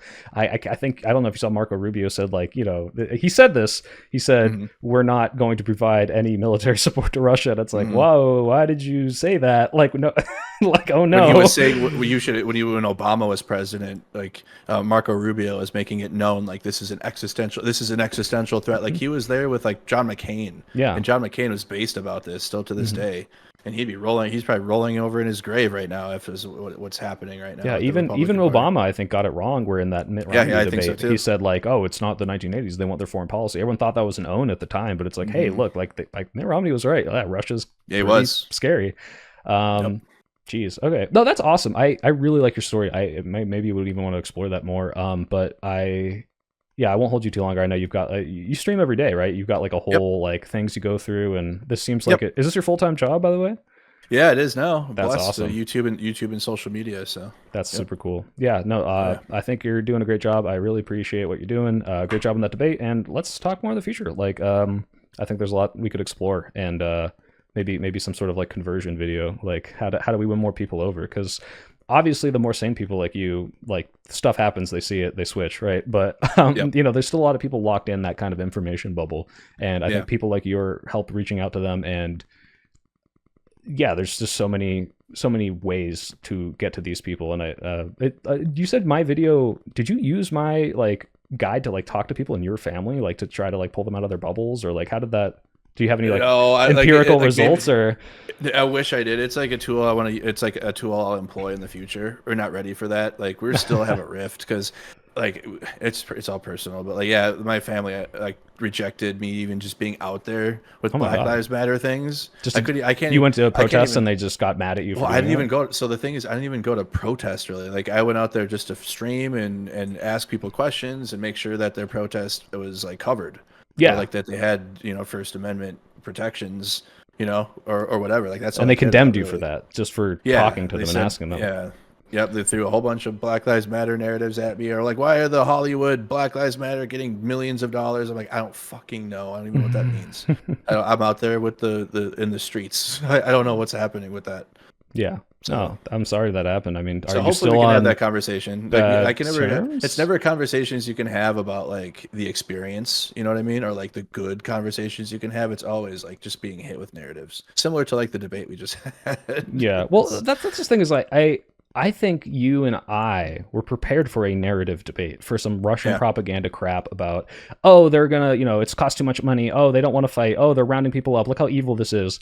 And what we got was Tim, who's a little more nuanced. And so he was actually ended up being on our side. And then Quibbles, who just had like a very libertarian moral objection to the idea of conscription, which is actually, in my opinion, a better argument than anything that a Russian propagandist would put forth. But it's a completely different conversation, because instead of fighting this like, hey, what dumb bullshit do I have to counter, and you had your whole thing like laid out, and it's like, oh, he's not gonna make any of those arguments because it's smarter than a Russian propagandist, so he's going to make some like Exactly. philosophical argument about why it's wrong, which is unfortunate because I do want to counter the Russian propaganda, but it's an interesting debate. It's just not what we were there for, really. Exactly, and also too, if one of us took the position that all conscription's good and none of it's bad, then he probably would have cooked a little bit more. Absolutely cooked, yeah. But none of us took that position. Yeah, I almost dipped into it because I think I said the Germany like mandatory 1-year service. I don't know if I necessarily, it's not a hill I die on, but I heard it had really good outcomes, and I know Switzerland, places like Israel still do it, and I don't know how that. I think it does build some sort of cohesion in your country, but I don't know, freedom wise, if we should just force people to do stuff. So exactly, and that would be a good argument to actually explore, because I'm not even educated on that, or like because I just looked at conscription, and or is mandatory service conscription? Is it the same? How is it different? Like that would be good. But yeah. Oh, actually, real quick question. I don't know if you knew about this. In Germany, there's a bystander law where you can be punished if you see a wrongdoing happening, if someone crashes their car, if you see someone getting robbed, and you don't do anything, if you don't go and help. Like that's actually partly illegal in certain cases. I don't take take this with a grain of salt, but there's a mandatory what's the word, Good Samaritan law or something like that. How do you feel about that? I'm just curious because I kind of like it, but at the same time I understand the arguments against it. Yeah, I honestly would have to even look into it further to give like a good take on it, because I'm just hearing about it like right now. Yeah, fair enough. And I mean, if I'm it no has, German legal scholar either. So. If it has like empirical evidence that it's provided like a good to the society, like but still, then you'd have freedom arguments. But I'd have to explore. I'm sure it does. I mean, what happened? My car slid off the highway, and within 10 seconds, like 60 German people are helping me push it out of the ditch, and like it was pretty cool how it works. But it's one of those like. It's a country where the people kind of already are on board, and that's why it's the law. And I don't know if you can just like enforce that on people that Americans would absolutely protest that. How dare you make me stop that woman's purse from getting stolen? But yeah. Anyway, great debate. Great talking to you. Great to meet you. I hope we chat more in the future. Looking forward to your career. I agree. I same with you. Keep up the good work. All right. I'll have a new video for you to watch soon. So nice. Fuck yeah. All right, ciao, buddy. Man. Bye. Peace. Yep.